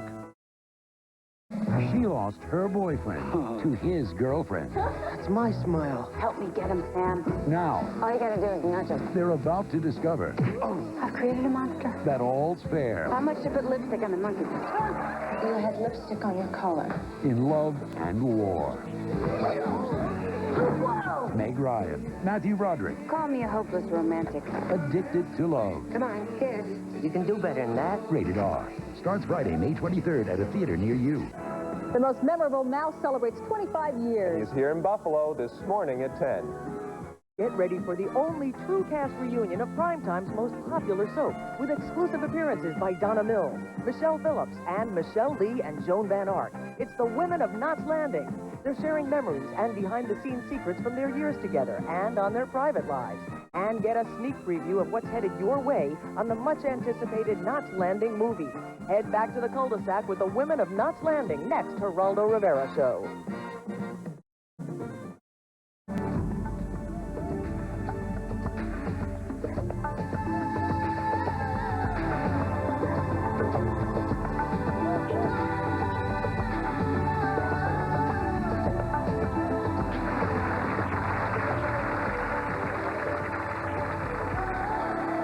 Ladies and gentlemen, Geraldo Rivera.